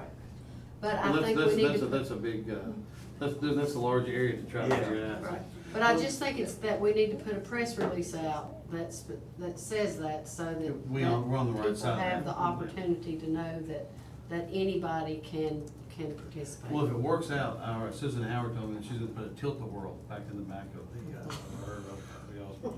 Well, you could. either that or, what is it, the Ferris wheel. Do it down Park car. That's a premium, that's a premium. Yeah, premium is, yeah. Different locations. Don't you let him get my spot. Or not. Since I've got a reserved spot in Boston I Broadway. know people pay $5 to park back Probably there. do. He But only you know- charges me a quarter, I have to leave it on the fence post. Yeah. Well, one other thing, not to stray too much, is, and this is, I guess I could tell you this, just after it's over with, but the project for the OVTA, the Elizabethton to Abingdon, project, as well as them looking at doing a hiking, walking bike trail, maybe all the way to Johnson City, is taking off, and we had pledged some money for that. That's And what Bob was saying. so we just need to, I think there's a signature they need from you. Yeah, I'm just I trying to can't figure find out the where the official money, do you action. remember when we took the action? Oh, I know we no, talked gosh, about it, but I yeah. swear I can't find it. What in are you the minutes talking It was, about? it was since Cindy Wayne were here, so I think it was back in the fall, Yeah. maybe Yeah, It was, September. Matthew presented. Yeah, yeah. See, my I can remember when it was. my fear though I is don't that we remember talked the about it exact in a month. work session, but I don't know that we made an official council appropriation. But we may have, I just haven't found it yet. I've looked and looked I and looked and I remember the work cannot find it. session. So we may have to, Well, we couldn't have voted on it then. It was a right, work and session. so I can't do I it, we think we can't did sign the the work session, then we contract. took it And then we upstairs. took it then upstairs, because I remember him having the book and I seen the I'm book. hoping And I we can- did, I just and I can't can- find it. and I can remember because we all talked about this, you don't need the money now. Right. And because we were doing the See- appropriation, we said, no, we don't need the money now. So I don't know, That's why I'm thinking I don't know we how to might translate not it out. I wanted to say real quick about the idea that you just brought forward about the tents. That adds a lot of interest to the town of Abingdon as well. The artists coming in and the millennial generation as well as older folks. You know, we like to see things like that. And one years Very, old. very interesting things. Well, you know, this location doesn't have a lack of foot traffic because of Barter. But the downtown location, that park it's beautiful. It is. But it's not used. That's true. So we need to start utilizing that park.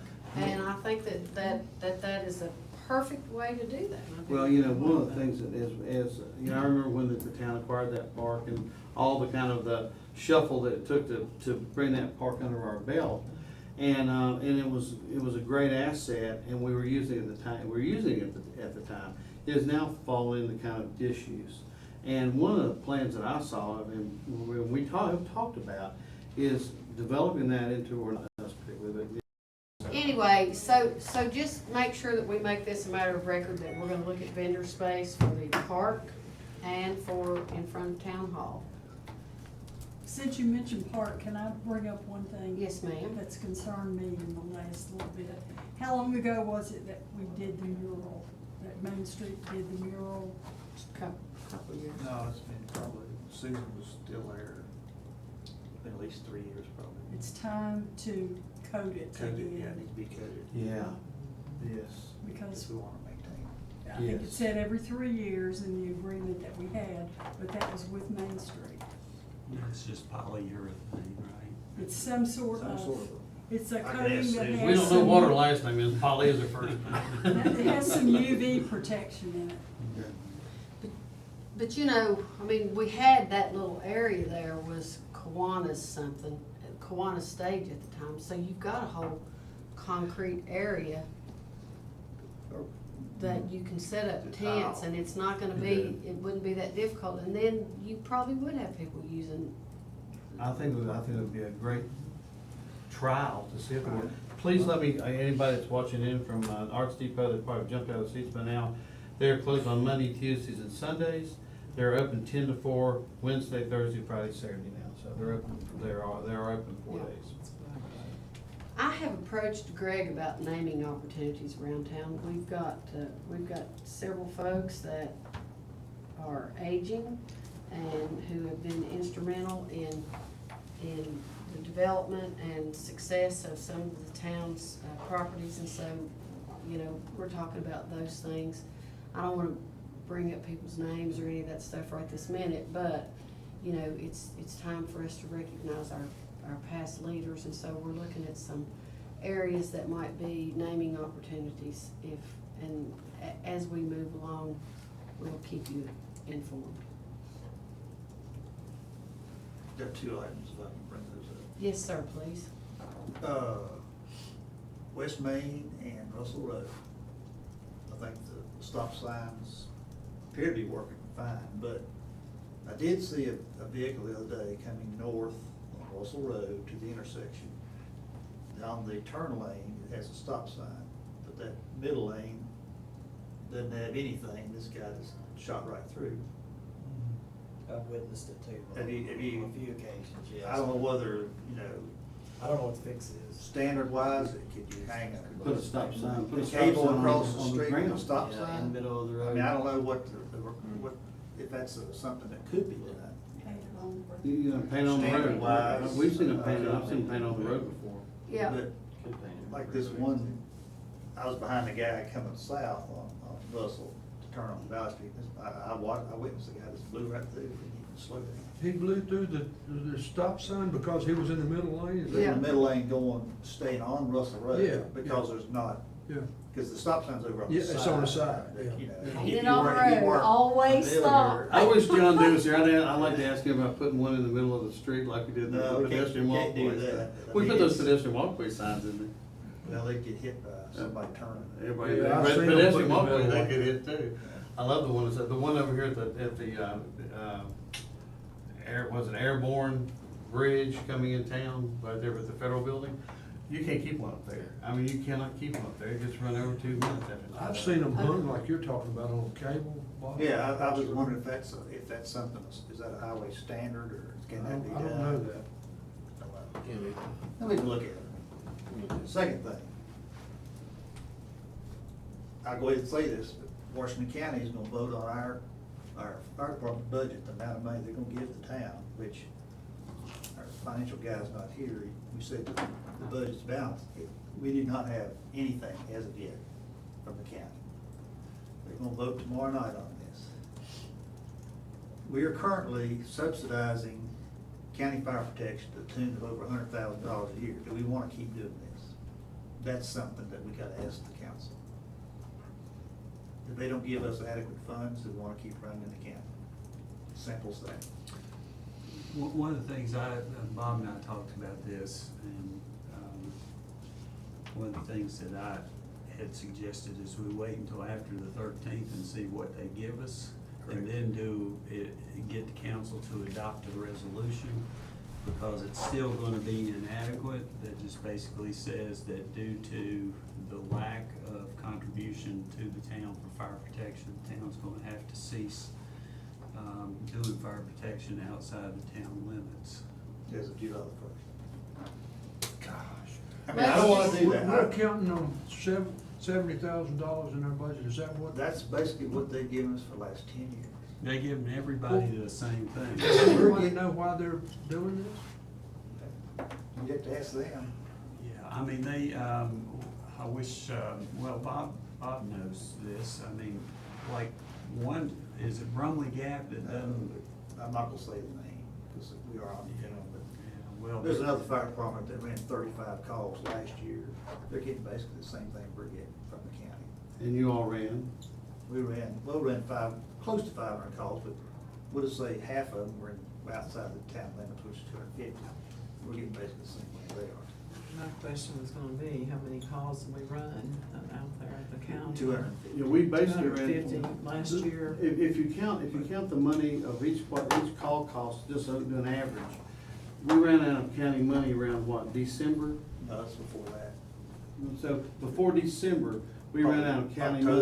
October. So if it was October, there was October to July. Right now, That we're we're paying for county. that we're operating, and our taxpayers, the Allentown taxpayers, are paying double.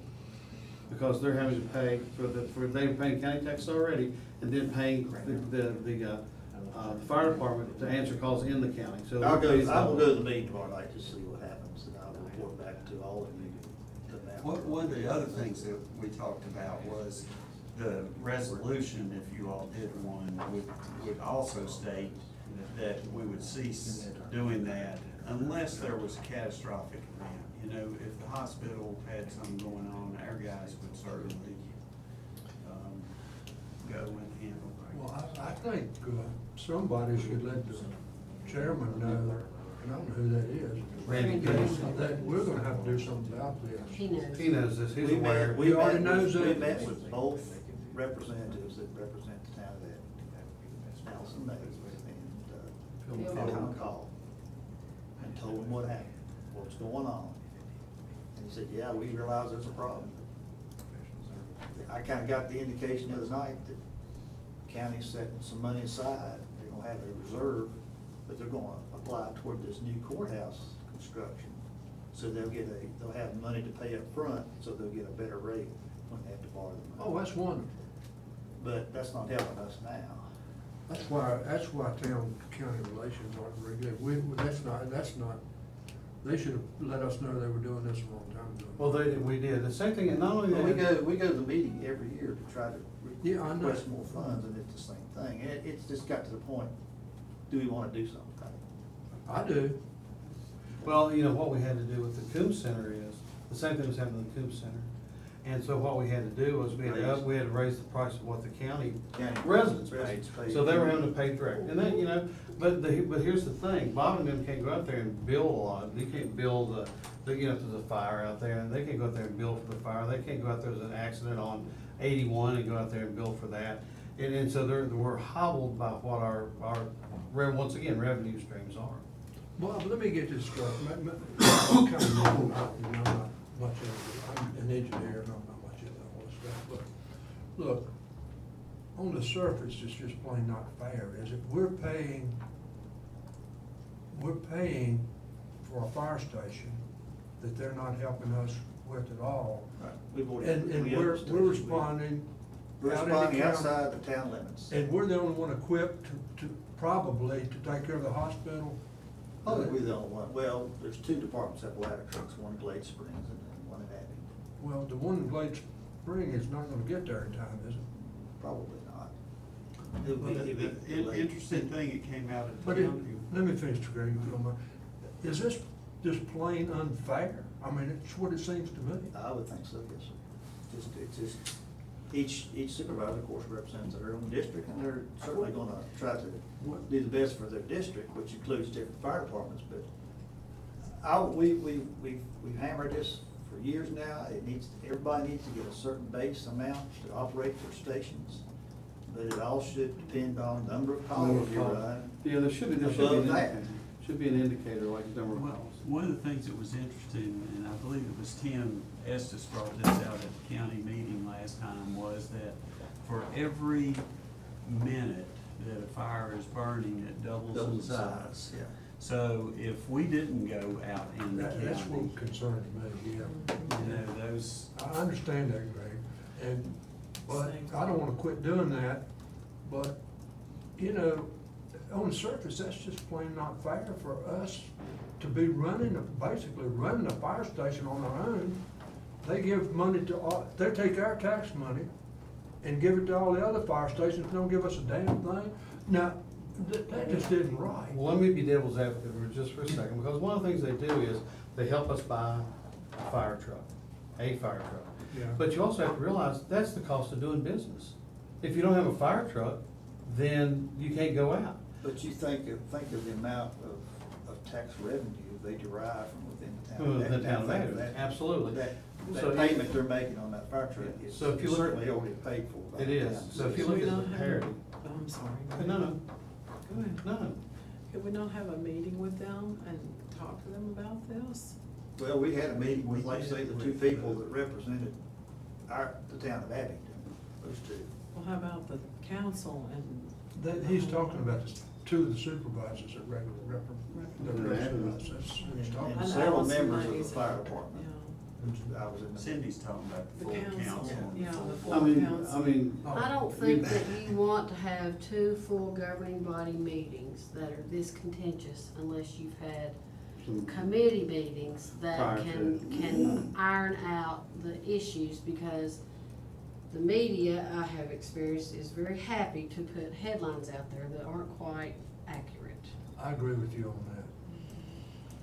So we're not getting anywhere with the two representatives. Well, we'll have to wait and see what happens tomorrow night, but the last meeting we went to, they came, Phil McCall came in with a recommendation to increase every fire department in the county by $5,000.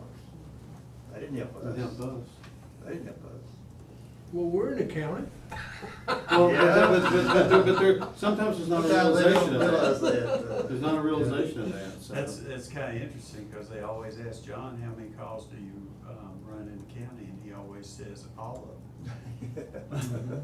Yeah, because we are, that is It's the true. thing, you know, there was a presentation one time Fred Parker had that the town of Abingdon provides 33 to 38% of all the county's revenues. So there's always been a challenge with all of that, but, you know, committee meetings is about the best you can do until you're ready to come to an agreement. And so, I think the first step is to see what happens See what tomorrow happens night. tomorrow night. Like I And- say, I'll let everybody know when I find out something. But Right. that's, they pulled Abington out, Specifically. you know, a month or two ago. And didn't vote on it, but they voted on the other fire departments that night. I'm not one to. Did they? Yes, they did. No, I mean they? Was it the whole entire board of supervisors? Yeah, yeah. Because they, a lot of times their Well- individuals can do stuff that, you know, it used to be you did everything as a board, and you did everything by consensus, or having at least a majority, you know, a good. Well, I'll say this, one member wanted to pull the Abington budget out. Right. And study it some more, which they did. And that same thing happened basically last meeting we were at. 3.5 hours we sat there and Was did the table. Wasn't that the same, wasn't that the same thing that happened the year before last? Probably. Well, we've got some ways to do some things that I wouldn't want to do, but. Oh, I do too, and I think If it that's. comes down to it, Bob, that's what you gotta do. Well, here's the statement I made. Whatever the county gave, if the town gave the same amount, and then when we ran out of gas, we can't go out and answer those calls. We have to have more money. So where does it come from?